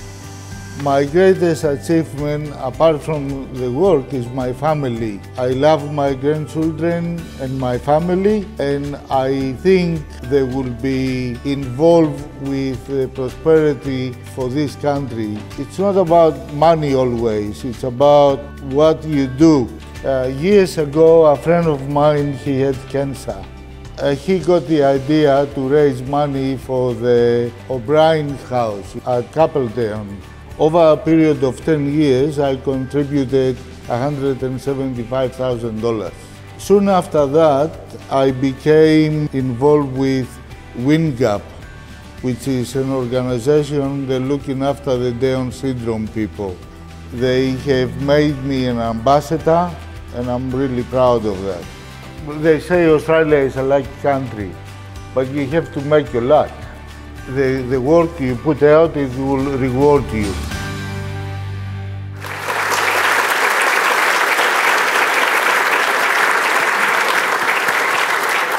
Some more themes coming through here, the importance of family and giving back to charitable organisations. Congratulations, Dimitrios Kralidis from DSK Kitchen and Furniture. Look, they have all been phenomenal stories. I would like to now warmly invite all of our finalists in this category to come to the side of the stage. How about another round of applause for all of our finalists in the small business category? And once again, Mr. Joseph Asif will present certificates to each of our small business finalists. Congratulations, Mr. Yusuf Nemi. Congratulations to Mr. Ved Barani. Next, we celebrate Mr. Zoran Saraboka.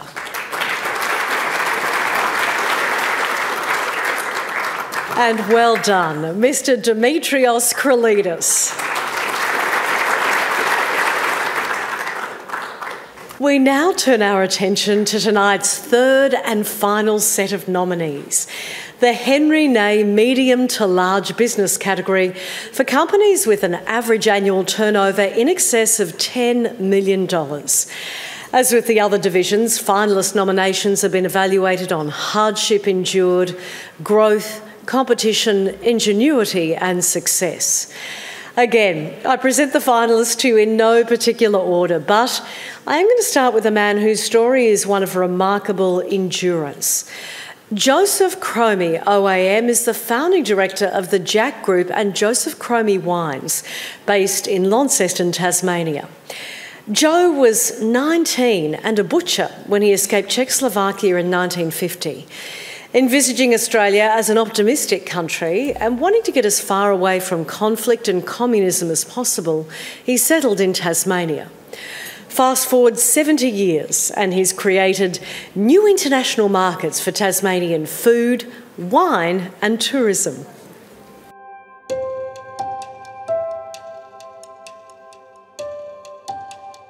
My name is Joseph Cromie. My company, the JAC Group and Joseph Cromie Wine. And my name is Dean Cocker. I'm Joe's grandson and Managing Director of the JAC Group. I come from Czech Republic. Well, Joe's from Czechoslovakia, which is now the Czech Republic. So Joe suffered a stroke in 2005. Basically the whole right side of his body was paralysed. He had to relearn how to walk, how to talk. As you can see, you know, his speech is affected, but he's pushed himself out there with his business career and continued on for the past 15 years, still able to do some remarkable projects. He comes into the office 5 days a week, and on the weekends he's constantly, you know, thinks up ideas. For Joe, work is his hobby. He's 90 years old. Joe grew up from the age of 8 to 19 under 11 years of successive Nazi and Soviet occupation and oppression in Czechoslovakia. So he saw no future under communism, and under communism also he couldn't have a business, and he dreamed of having his own business. He escaped across a border. It was guarded by minefields and soldiers with dogs. Fortunately, Joe was able to get through, but his two friends were captured, and one was shot in the legs trying to escape, and the other one he never heard from again. I'm very happy we got to Australia. He basically went to the end of the world, which is Railton in northwest Tasmania. He married my grandmother, and then shortly after they started in 1957 a new business together called Continental Small Goods. It grew to become the largest private employer, the meat business that Joe had in Tasmania, 540 employees, and when it was floated on the Australian Stock Exchange in 1993. Joe set up an investment group, which was the GAICD group, and then he invested into the Tasmanian wine industry and also into property development. So lots of subdivisions, residential subdivisions, commercial developments, and this hotel here, the Charles, the Pennyroyal Hotel and Apartments, a beautiful development and Tasmania's only theme park, and a company offered him a price too good to refuse. That's when he invested in Joseph Cromie Wines and set up a new vineyard and winery that was under his own name. It's got a very good team of winemakers there. So there's 3 tiers of wine. The entry level, which is the casual, easy drinking style, is Pepic, which is Joe's nickname. Then there's the Joseph Cromie brand, that's the main brand. And then above that we have Zdar, Z-D-A-R, which is basically the name of Joe's hometown, and the word Zdar means success, or things worked out well. It's the best Chardonnay in the world there. The 2011 Chardonnay for Joseph Cromie won the best Chardonnay in the world at the Decanter World Wine Awards, which is held in London in the Albert Hall. The business is worth some hundreds of millions of dollars now. So it really has grown dramatically. And our task, is into the future to turn this into $1 billion company. When I have a new home and happy, yeah.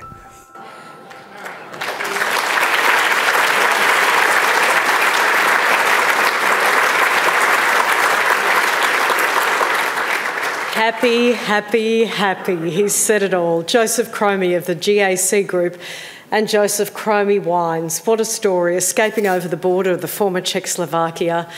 Just wow, I have no words sometimes. Incredible. And now, from some of the pleasures in life, wine, to one of the comforts in life, air conditioning. It was 1980 when Ken Thang Lam and his elder sister arrived in Australia from Vietnam via a refugee camp in Indonesia. They had nothing but the clothes on their back and the belief that honesty and commitment would be rewarded by success in all walks of life. It's a philosophy that certainly paid off, and Ken Thang Lam is now Director of Blue Star Air Conditioning in Lansvale, New South Wales. Let's listen to Ken's story.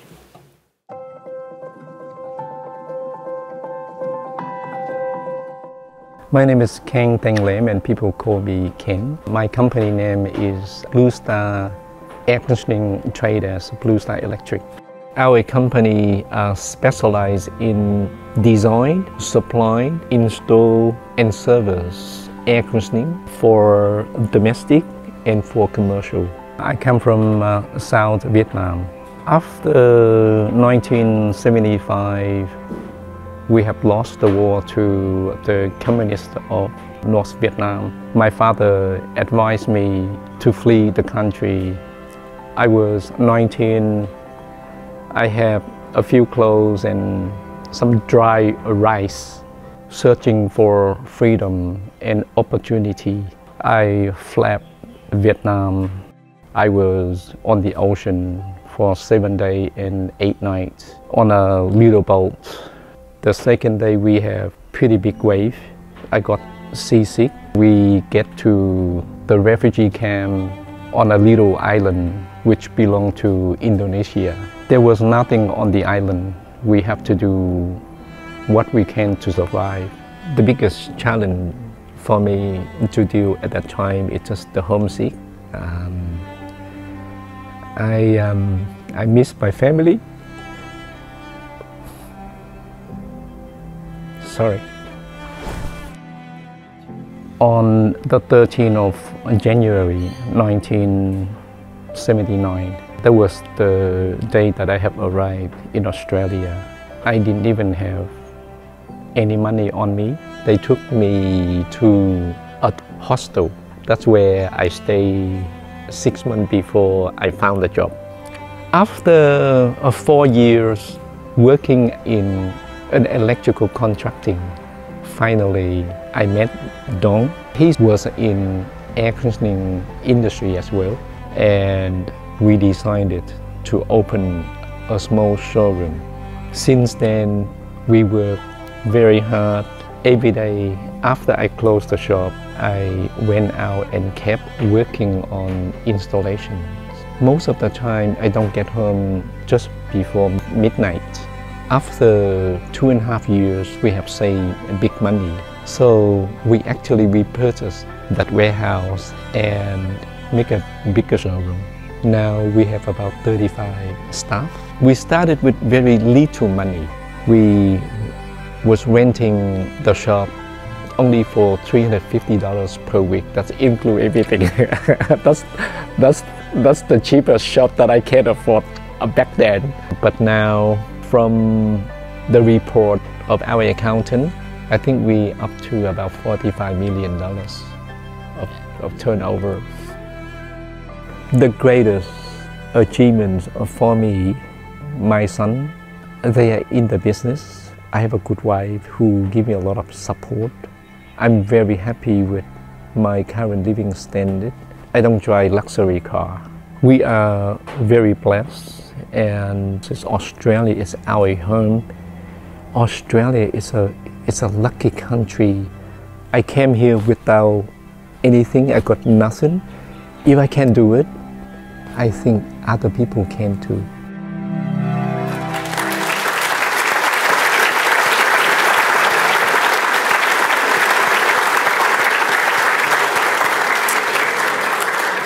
Ken Thang Lam of Blue Star Air Conditioning, 7 days floating on the ocean, and now runs a multi-million-dollar business. What an incredibly moving story. Our next finalist is Maha Magabale, CEO of Easy Mart, Sydney, New South Wales. Arriving from Jordan in 2001, Maha was in Australia studying for a postgraduate business degree when he was offered the chance to invest in a Bondi Beach milk bar. He accepted and converted it into a convenience store. And now, 380 stores later, I can't wait to hear how he did it. Let's have a look.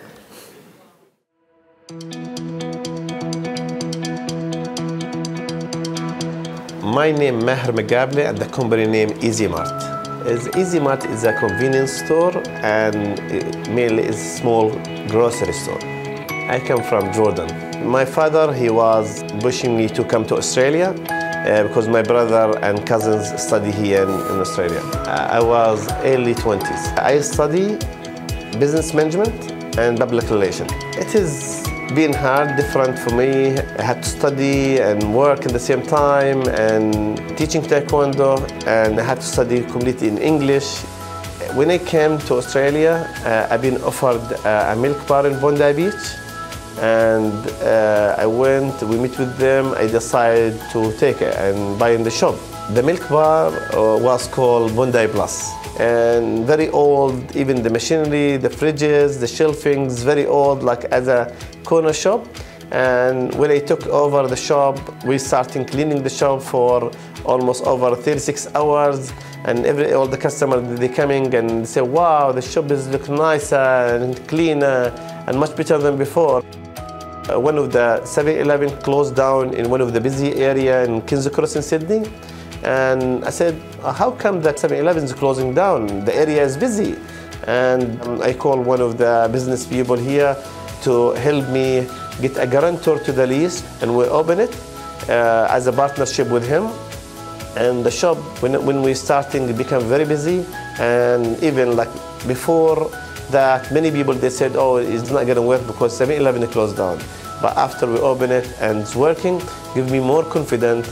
My decision was right, and the way how we work in the shop and we running the business, and give me more confidence and starting opening more stores. After 2012, we started opening in Interstate, Queensland, and Victoria, and Adelaide, Canberra, and the people, they starting notice the name in everywhere, not just in New South Wales or Sydney company. It's a national company.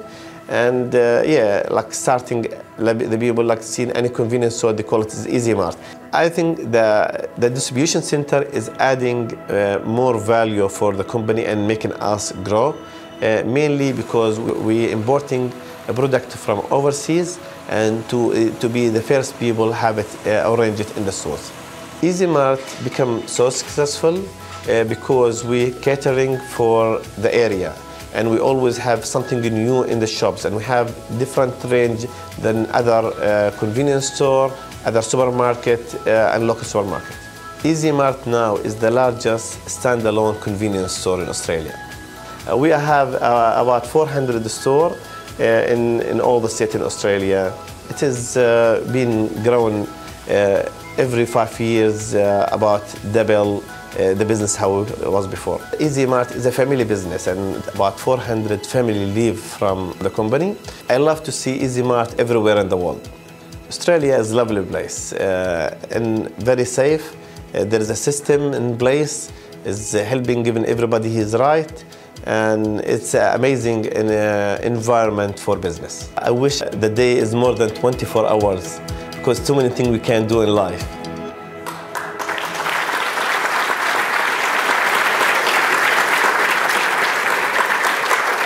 Maha Magable from Easy Mart, and he wishes the day was more than 24 hours. That is terrific ambition, isn't it? The fourth and final nominee in the Ethnic Business Awards, Henry Ney, medium to large business category, is from North Sydney, here in New South Wales. CEO of One Stop Warehouse, Anson Zhang, was 22 when he moved to Australia as a student. He was 31 when he went into business, and 37 when he and One Stop Warehouse co-founder Jeff received 2 Business News Australia awards in the manufacturing, wholesale and distribution category, Sydney Young Entrepreneurs and Australian Young Entrepreneurs for 2019. Originally from Fujian, China, a man whose business mantra is always do more and talk less, let's meet Mr. Anson Zhang.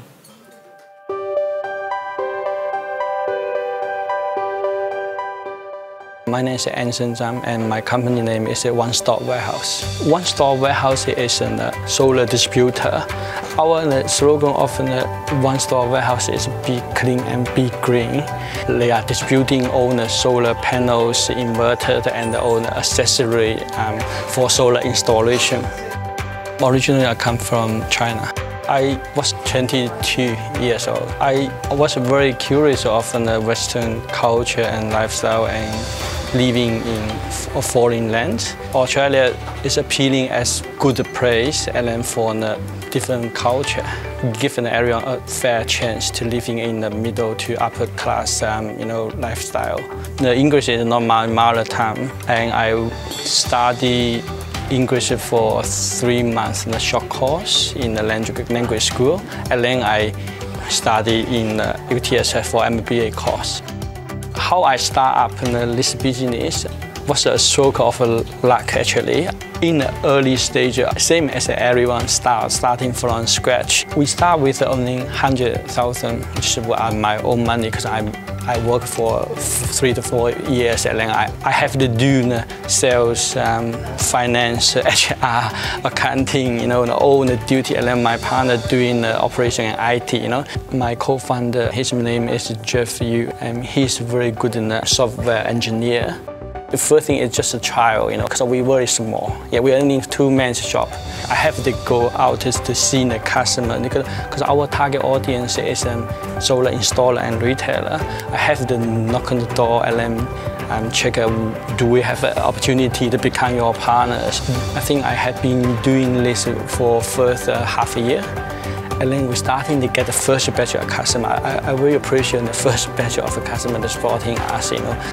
First year of the business, the turnover is 6.5 million in Perth. It's a very good number, and also it's very encouraging.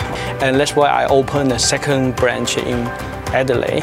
And then no matter how much I make, I will still put the money in the company to start up in the second branch. Then we do Brisbane after Adelaide, and then we spread into Melbourne. 2 years ago, we start Sydney as in the full cycle of the whole journey. We have 135 employees at the moment. Last financial year, we are rewarding as 512 million in the revenue. Yeah. We classify us as a Tier 1 solar distributor. In the Tier 1 area, we don't have a competitor. Our competitor is ourselves. We think we will not stop growing. We still will be growing year by year. To me, our mission and vision to escalate the energy transformation to sustainable energy have been fulfilled my passion and the dreams, and we can make an effort for Australia to have the clear and green energy, and we can make the environment better.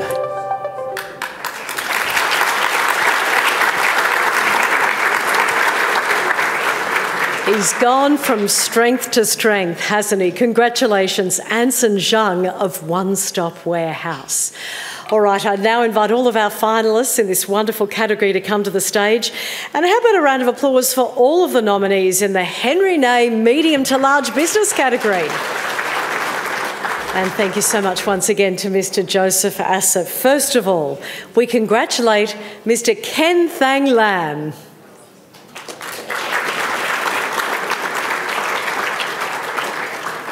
Now we honour Mr. Maha Magable.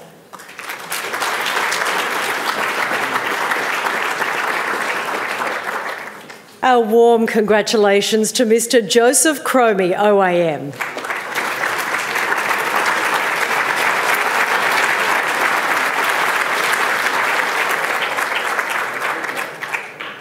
And now we celebrate and congratulate Mr. Anson Zhang.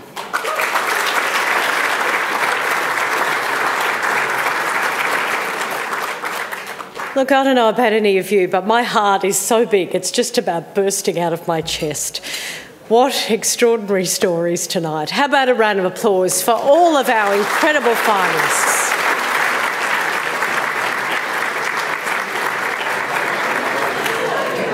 Ladies and gentlemen, thank you so much. It has been a simply spectacular evening of insights and stories. But now we have a very special moment for you.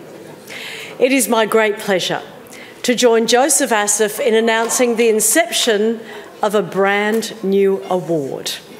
One that's been created to recognise the extraordinary contributions that businesses make, not only to their local communities, but to Australia as a whole and, just as importantly, to the rest of the world, especially in their countries of origin.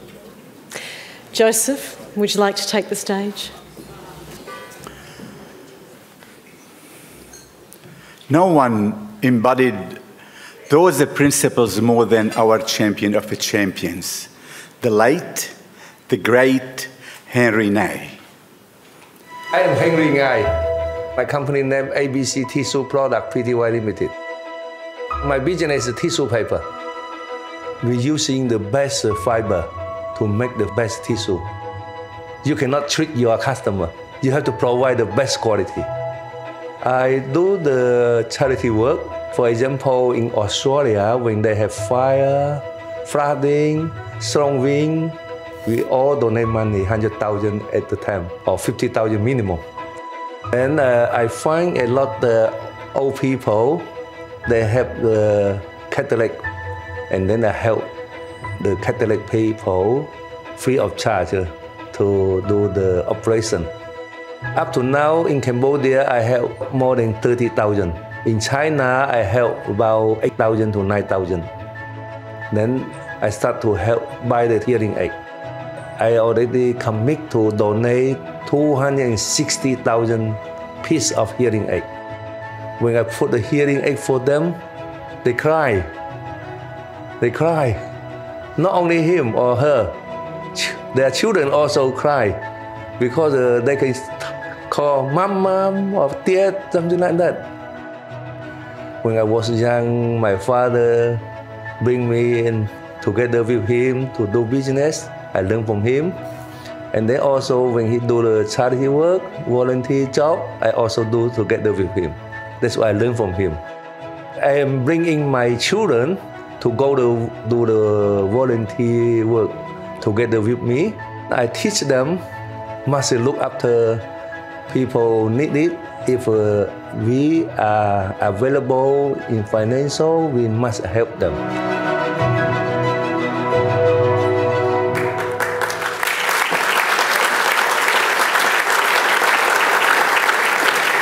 The Global Harmony Award is inspired by Henry Ney's philanthropy and vision.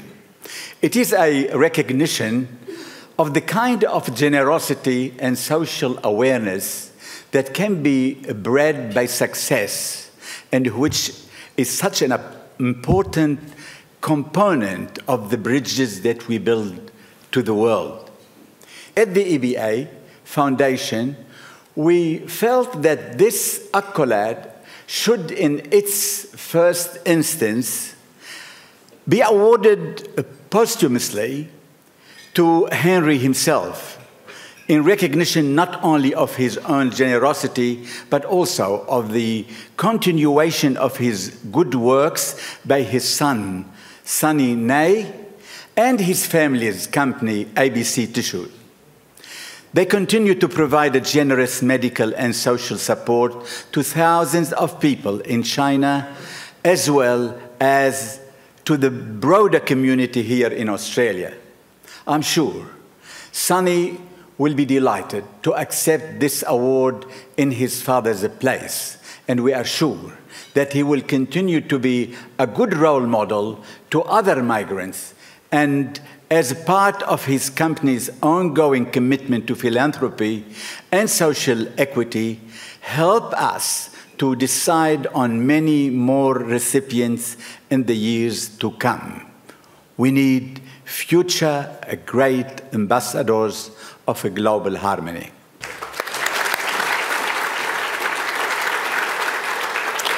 Well put, Joseph. Thank you so much.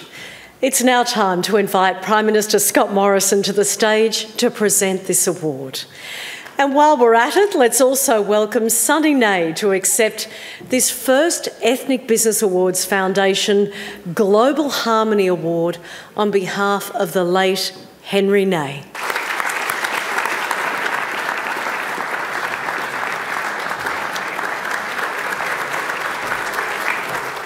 What this award, I think, most captures is something that has struck me and Jenny, and I'm sure many of my colleagues across the aisle who are here with me tonight, has been such a theme of the success of Australians who've come from so many different backgrounds and found what they came to seek here in Australia. And they've felt incredibly blessed by this country and the opportunities they've had. But they have made those opportunities a reality for themselves. And their humility is something that compels them to invest back into community. What your family has been able to achieve wasn't just for your family. And the leadership of your late father and husband was such an inspiration, I think, to so many.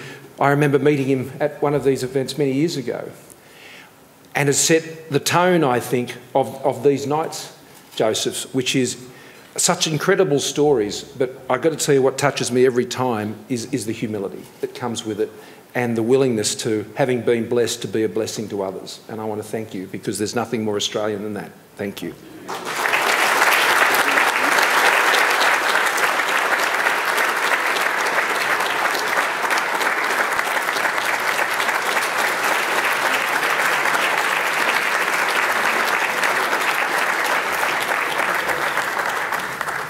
Thank you, Joseph, and Prime Ministers, distinguished guests, ladies and gentlemen. I want to thank Australia for giving my fathers and my family the opportunity to achieve and fulfill our dreams. Australia has been very kind to our family. It has given us, as migrants, all the ingredients that lead to the success of our business, and along the way have actually shown us enormous generosities, which actually inspire us, our family, to do the same.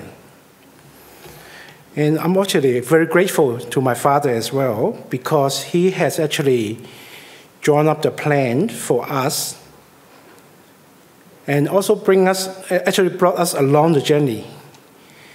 His philosophy has no boundaries, neither geographical or monetary.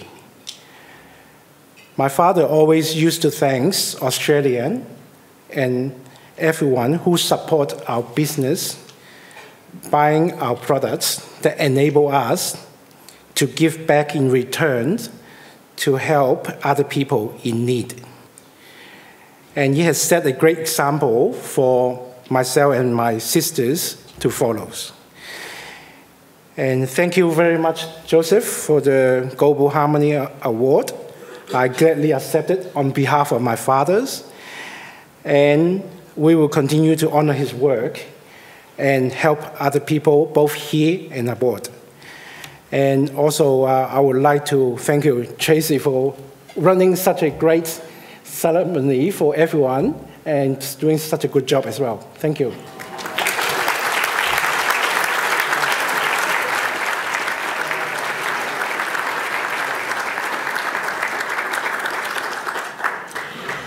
Wow, ladies and gentlemen, the Global Harmony Award.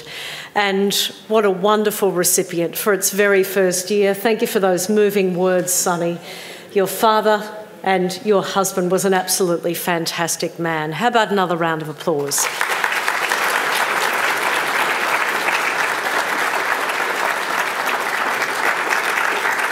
Just beautiful, what the awards are all about, right? And now, the moment you, me, and everyone at the Ethnic Business Awards Foundation has been waiting for. The announcement of the recipients of the 32nd Ethnic Business Awards. To present the prizes to the winners in each category, we have Mr. Joseph Rizk of Arab Bank Australia presenting cheques for $10,000, and Minister Ken Wyatt presenting our exquisite crystal trophies. So, without any more from me, let's turn our attention to the first category in tonight's awards, Excellence in Indigenous Business. To say a few words, please welcome to the stage the Honourable Ken Wyatt, Minister for Indigenous Australians. Thank you, Tracey. I want to acknowledge all distinguished guests here tonight, but I want to also acknowledge the Gadigal people of the Eora Nation, the elders past and present. When Joseph began to recognise Indigenous businesses in his awards, he came and saw me and he asked me if I would present the first set of awards. And he wanted to do it because he saw the entrepreneurship in Indigenous Australians who'd started their own businesses. He recognised the commitment that they had given to endeavour to establish a pathway that would give them the capacity and opportunity to be successful, not only in their business, but to contribute to the economy and to the employment of Indigenous Australians. And our government has embarked on a very ambitious program of a roadmap for skills development, wealth creation, but the opportunity to build a base, because we know that Aboriginal businesses employ our own people, as well as in non-Indigenous Australians who have the skills that make up the foundation for a successful business. Tonight you saw 4 incredible businesses. That's only the tip of the iceberg. I had the privilege of seeing so many businesses that are flourishing. And what staggers me is the number of Indigenous women who have developed their own opportunities and received the support that takes them forward. And that is now passing on through to their children. And we have a great future in this nation. Diversity is one of the best things we have. It's not only amongst multicultural people. In Aboriginal society, there are 250 different language groups across this geographic nation of ours, and that diversity is seeing people flourish. Tonight was a classic example of 4 companies, 4 businesses that are emerging as powerhouses and will play a critical role. Joseph, I really want to thank you for your belief in our people, for the contribution you've made in ensuring that they're recognised within your awards, and I thank you for that.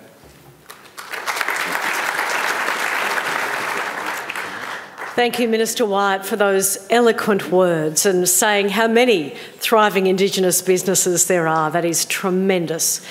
Now, in no particular order, I'm going to remind you of the nominees for the Excellence in Indigenous Business Award. They are Swell Specialised Welding and Engineering, MOEC, Marrawah Law and DICE. It's a good thing I'm not one of the judges, because to me, all of the nominees are winners. Minister Wyatt, take it away. Thank you, Tracey. And the winner of the Indigenous Business Award is Ray Pratt, DICE.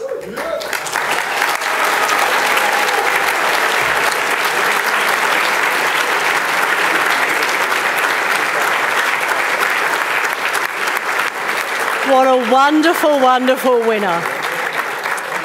And a renter man from Berrima in the Northern Territory, Mr Ray Pratt, Director of DICE.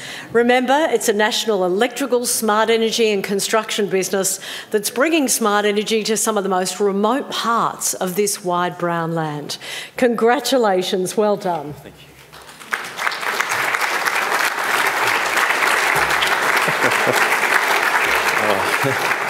What an incredible honour. I'm a little emotional and a little shaky. To start with, I would also like to acknowledge the traditional owners of the land that were gathered on here this evening, the Gadigal of the Eora Nations, and pay my respects to the elders past, present and emerging. I'd like to thank the sponsors who make the evenings like this possible. We've been very spoilt, and I'd like to recognise the Prime Minister and the other dignitaries in the room tonight, and the judges who seem to have an impossible job, the EBA team and of course Joseph.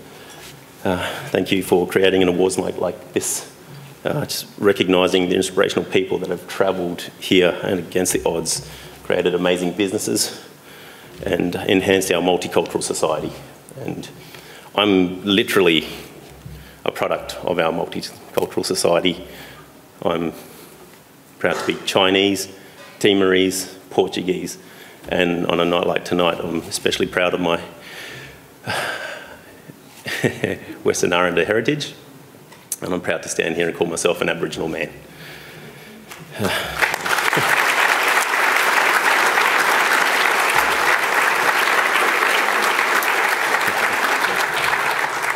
Thank you for creating such an incredible platform. It's got a massive reach, and to recognise and celebrate the strength of Indigenous enterprise in the form that it takes today. And congratulations to all the finalists, and I'm beyond proud to be in the same company. I'd especially like to recognise the other businesses in my category. I know them all well. The people in the companies are held in such high regard, and the way they create opportunities for others and create hope for so many Indigenous people motivates and inspires me, pardon me, to stay true to the vision of my company, which is to empower communities and empower people. Empowering communities and empowering people is made possible for DICE off the back of our incredible team. I want to thank each and every one of them for the effort and especially the time that they put in. And it's their dedication that makes what we do possible, and I'm extremely proud and grateful that they choose to be on the journey together. And before my final thank yous, I'd like to just do a quick shout out to some of the Indigenous organisations that have helped us along the way, such as AMI, Yilirang Aboriginal Housing Corporation, Supply Nation, IBA, NTIBN, and a shout out for the Northern Territory Government as well. They've given us a lot of opportunities. There's a lot of opportunity up in NT, and I'm grateful for that too. And a special shout out for my mum. She probably isn't recognised enough, and it's her strength and resilience and helping me study to get through tech school. They helped me, it's a large part of why I can be standing here tonight. That, and she's got the kids too. So, and finally, I'd like to thank my wife and 3 beautiful children. Joe, thank you for believing in me. You're the most incredible person I know, and with you by my side, I feel like anything is achievable. And to Tom, Archie and Jazz, our beautiful children, I love you. And if you're still awake, those are happy tears that Nana has. It's probably time to go to bed, so thank you.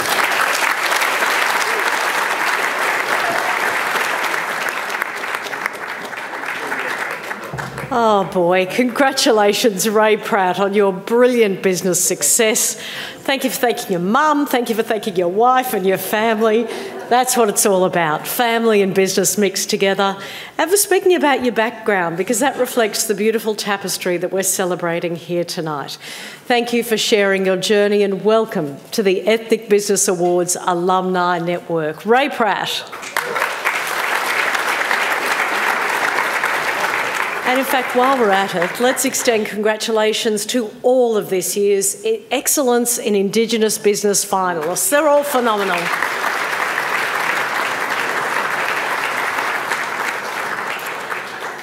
Okay, the next award is the Small Business category.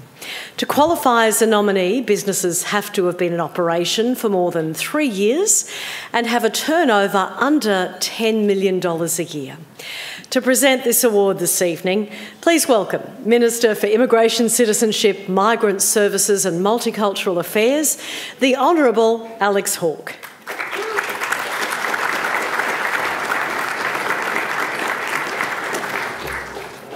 Well, thank you, Tracey. Thank you, Joe. And to all of you, I also join with my colleagues in acknowledging the Gadigal people of the Eora Nation. And it's always a special privilege to follow my colleague, the first Aboriginal Minister for Indigenous Affairs as well. Tonight, I've got to say, as an Immigration Minister, awarding the Small Business Award is perhaps the greatest privilege, because for our great migrants that come here from all over the world, the 300 cultures we've been able to integrate successfully, they come here most often for the opportunity that they've spoken about, the freedom, the fairness, the safety, but it's the small business that is the actual vehicle for most families to improve their lives and change their destinies. And when you think about it, we've had about a third of our country born overseas, actually born overseas. 7.6 million people out of 25 million were born in another country. It's a lot of people. And when they come here, we ask them, and when they set up their businesses, we ask them, what did you find when you came here? What were your skills when you came here? And we know that most of them never were able to start or own their own business in their country of origin. 83% never owned or operated a business before. So when they come here, they find this country offers and affords that opportunity. When we talk about the reality of it, we allow ownership and the ability to start your own enterprise, to run it successfully, and to make something of yourself and your family. And those great small businesses, these migrant businesses all over our country, People are employing, they're creating, but they're also investing in their own families' futures. That's how they afford the education fees for the next generations. It's how they make good. And when you look at these small business recipients tonight, you see the great countries, the waves of migration that have joined us. So you've got Greece, of course, like my own family. You had Lebanon in there.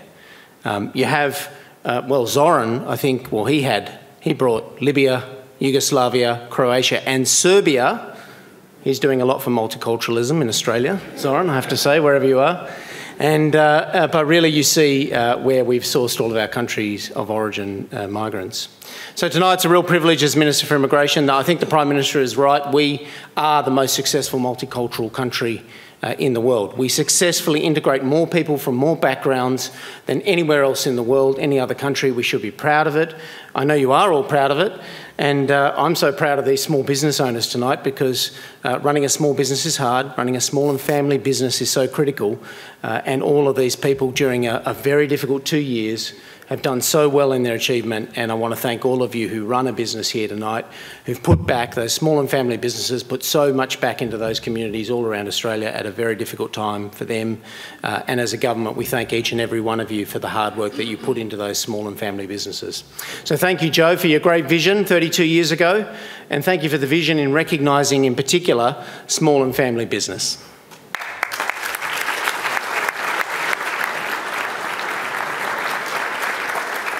Thank you so much, Minister, for your wise words. Now, to recap the nominees in the small business category, they are Old Time Bakery, Healthy Smiles Dental Group, Exclusive Business Sales, and DSK Kitchen and Furniture. Again, all deserving winners. Minister Hawke, let's not keep them in suspense any longer. Well, thank you, Tracey. I am privileged to announce the winner of this award. And we started this morning, the Prime Minister and I, we have the Foreign Minister, I'm going to give this away, of India in the country, Minister Jaishankar. So I'm happy to announce the winner of the Small Business Award is Dr. Ved Bharani, the Healthy Smiles Dental Group. There are smiles all round with Ved Bharani, as you would remember. He's the founder and principal dentist of Healthy Smiles Dental Group in Blackburn, Melbourne in Victoria. A company that specialises in high-quality services, and you would have remembered from earlier the incredible invention of sleep dentistry. I think we all need to go and experience that. It sounds absolutely fantastic. Congratulations, well done, Ved Bharani.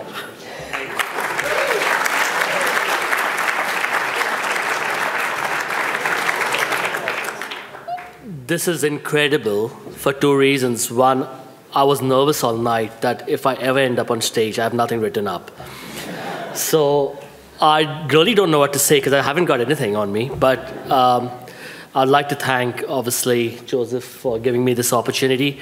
It is incredible, and his hospitality has been absolutely filled with love and passion. So thank you so much. And EBA Foundation, thank you for this opportunity.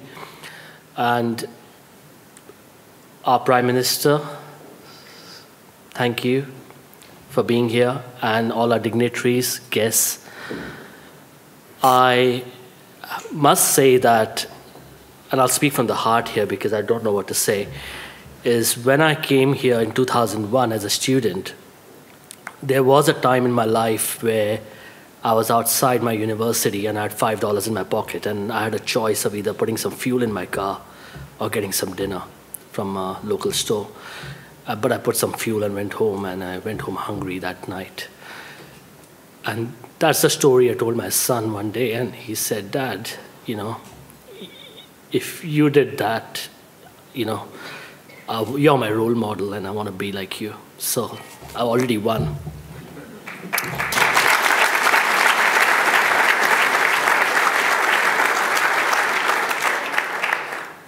And obviously, I can't. I thank my team for helping me become what I am today. Our organization developing this unique dental practice, which obviously a dentist can never win an award. Everybody hates the dentist, right? But I got up here because of them, so thank you very much to all of them back home in Melbourne. Hopefully they're watching. My wife, who has been by my side, she's the co-founder of the business, so she deserves equal, if not more, in this award. So thank you, Priyanka.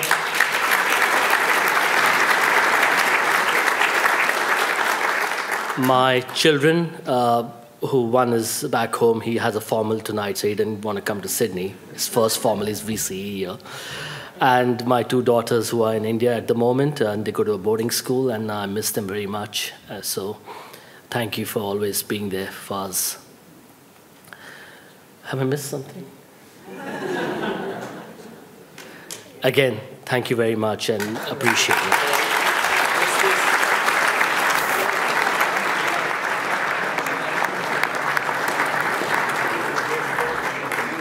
Oh, Dr. Ved Bharati, you are extraordinary. It's been such a delight to meet you tonight and an honour to hear your incredible story. Isn't it lovely that he's so humble, he didn't organise a speech, he didn't think he was going to win, and said some beautiful, eloquent words from the heart. Thank you so much, Ved Bharati, for sharing your story with us, and your congratulations on your huge business success. Ved Bharati.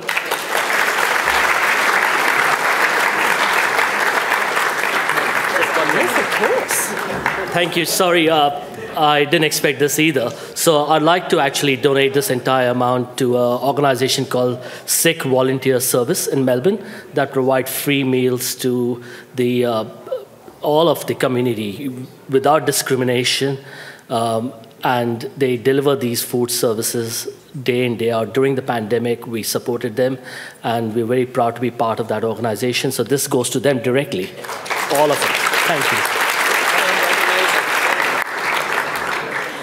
Ved, thank you so much for your generosity. That's what the Ethnic Business Awards are all about. What a phenomenal gesture.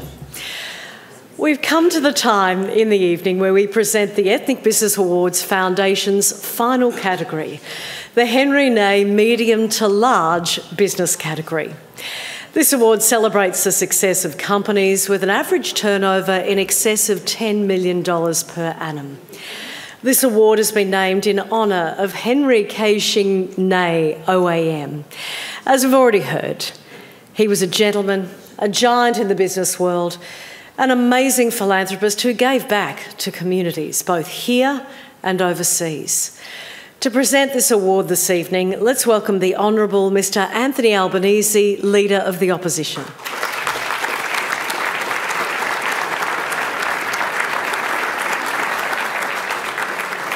Well, thanks very much, Tracey. I begin by acknowledging the Gadigal people of the Eora Nation and pay my respect to their elders, past, present and emerging, and recommit, on behalf of the Labor Party, to the implementation of the Uluru Statement from the Heart in full, including a voice enshrined in our national constitution. I acknowledge Prime Minister Scott Morrison, Ministers Hawke and Wyatt, my Shadow Minister Tony Burke, former Prime Minister Tony Abbott, and I do want to acknowledge the fact that Tony continues to contribute to the community, not the least of which is through his participation here. Former Governor-General Peter Cosgrove, and a big thank you to Joseph and Angela, our hosts here tonight, two extraordinary figures. I've been coming to this event since 1995, when I first met Joseph, whose business was located in my electorate in the inner west of Sydney. And I've missed, I think, two maybe since then, apart from the ones that were restricted, of course, with COVID. This is a great event. It's a great event because it showcases our greatest strength. Our greatest strength as a nation is when we come together. Our greatest strength is our people.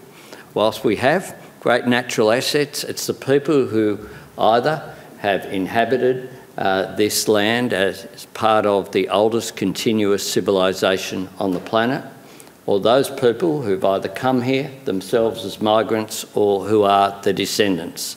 It is our human resources which are our greatest asset, and we are at our best when we are together. And this is bringing such a diverse group together here. As Joseph said, put it tonight, made a little note, no harmony without diversity, and not a truer word was said. I myself am proud to stand here tonight as someone who is half Italian. One of the reasons why I come to this event is to get energy. I find it incredibly uplifting to watch the extraordinary stories of people who've come to this country, like Joseph did, with not much. Whether they be people who've arrived on a boat or people who've fled persecution, people who've come here and built extraordinary success stories and contributed through creating businesses which are successful, employing people, creating economic activity, and in so many cases, just as we saw just then, are generous in giving back to the community which has helped them. So I find the people here very inspirational. I do want to say that we're a better country because of every one of the nominees who have been honoured tonight by the nomination. I'm sure that we have a better future around the corner, a better future post-COVID. It's been a tough couple of years for everyone. But businesses that have managed to survive through COVID, through resilience, dip into their savings, I know that many of the ethnic businesses in my electorate and right around the country have done that. Those businesses are going to thrive and be more successful as we emerge from the current difficulties. And I look forward to watching that happen. I look forward to coming back here in future years as well and continuing to be inspired. Thank you.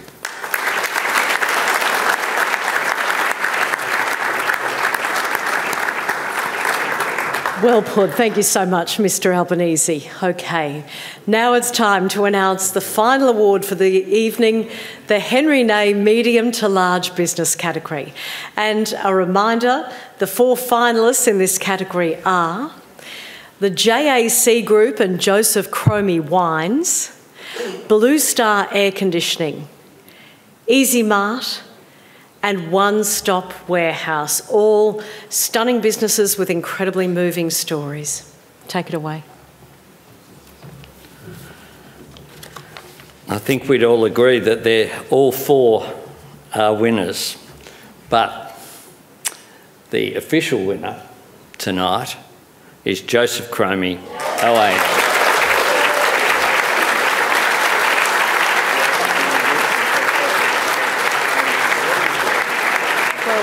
A superb winner tonight, Joseph Cromie.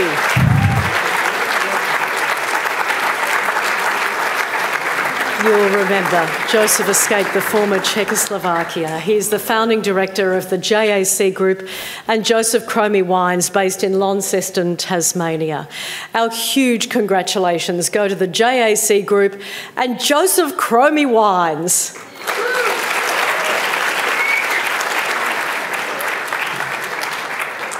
Joseph's grandson will make the speech and say a few words on his behalf. Thank you. I am happy.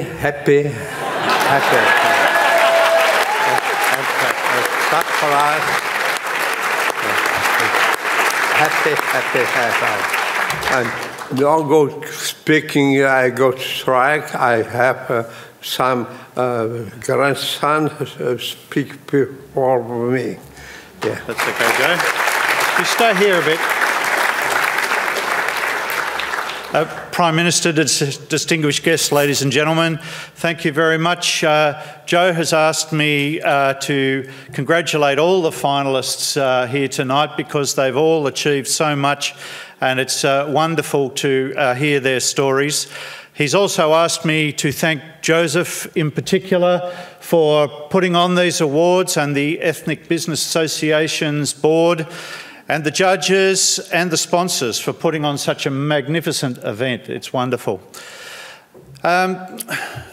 You would have seen the video earlier, but before I go into that, there was one other thing, and that is that Joe has also told me here tonight that if he were to be successful, that he'd like to donate the $10,000 prize, but also much more than that, to the Migrant Centre, the Migrant Resource Centre that basically helps migrants to find their feet when they come to Australia.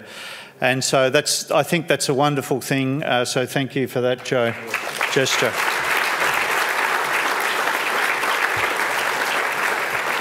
When you were in Austria, Joe, they gave you the opportunity to go to Canada or USA and New Zealand and Australia. Why did you pick Australia? I needed to serious thinking my home.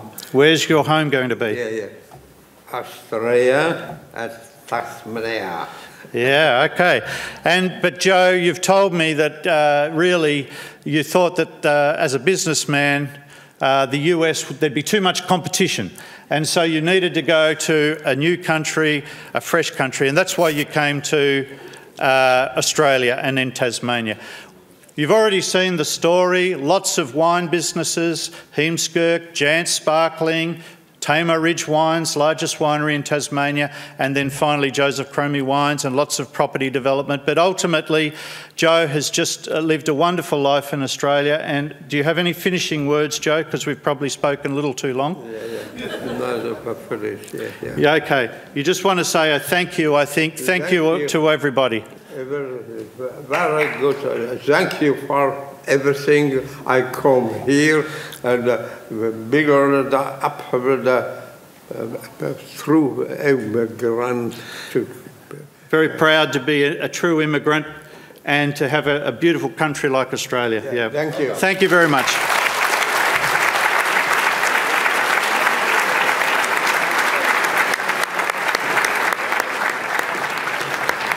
Well, what an absolutely ripping yarn, from escaping Czechoslovakia to producing the best Chardonnay in the world from Tasmania, Australia. Give it up and give huge congratulations to the extraordinary Joseph Cromie, OAM.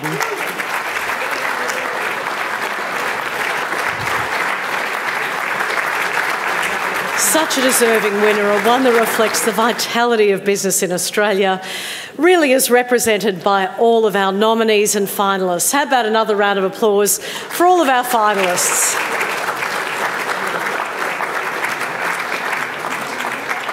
It has been an absolutely wonderful evening, made all the more enjoyable by your presence. Please join me in congratulating everyone who worked so hard to bring together tonight, as well as the nominees and finalists.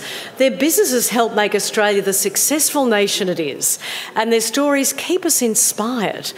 They make me proud, and I know they make our host Joseph Asaf, the founder of the awards, proud too. He came to this country wearing someone else's shoes, and for the past 32 years he's shared that experience with us through an awards ceremony where we too get to walk in someone else's shoes and share in their amazing stories. Joseph really, when you think about it, has dedicated his life to celebrating diversity and the power of business to build community networks throughout Australia and the world. So please join me in thanking Mr. Joseph Asaf, his wonderful wife Angela, and the superb Asaf family. They really are amazing.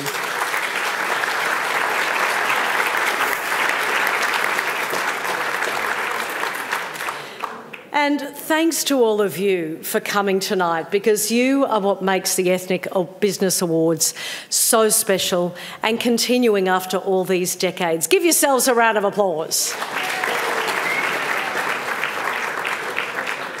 Thank you once again to our sponsors, Joseph Asaf and the team at the Ethnic Business Awards Foundation, Dar Group, Ethan Group, ABC Tissue Products, Zadco, Arab Bank Australia, Living Gems Lifestyle Resort, Allspec, Divest Healthcare, International Livestock Export, the Australian Government Department of Home Affairs, the National Indigenous Australians Agency, Nexia Australia, Bruce Clay Australia, and the lovely Four Seasons Hotel, Sydney. Thank you to all of our sponsors, and thank you all for joining us to celebrate the Ethnic Business Awards Foundation's celebration of diversity.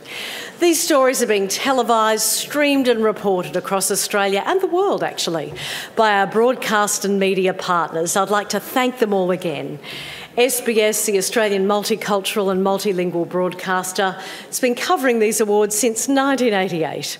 National Indigenous Television Network, the Aurora Community Channel, Google, Chuzhong, the Sunrise Daily Newspaper, El Telegraph, 1688 Chinese Newspaper Group, Neos Cosmos, Top Media Group and Media Today Group. Everyone, please join me in offering a big thank you to all of our sponsors. And to you, and everyone watching from the Four Seasons Hotel in Sydney and the 32nd Ethnic Business Awards, thank you from Joseph Asif and his team at the Foundation. Thank you and have a beautiful night. Bye-bye for now.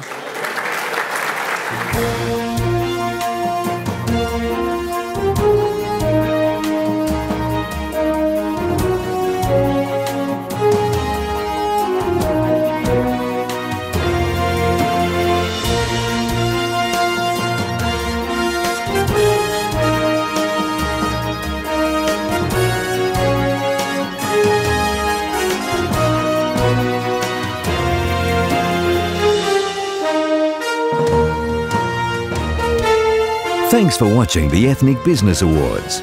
Please join us again next year.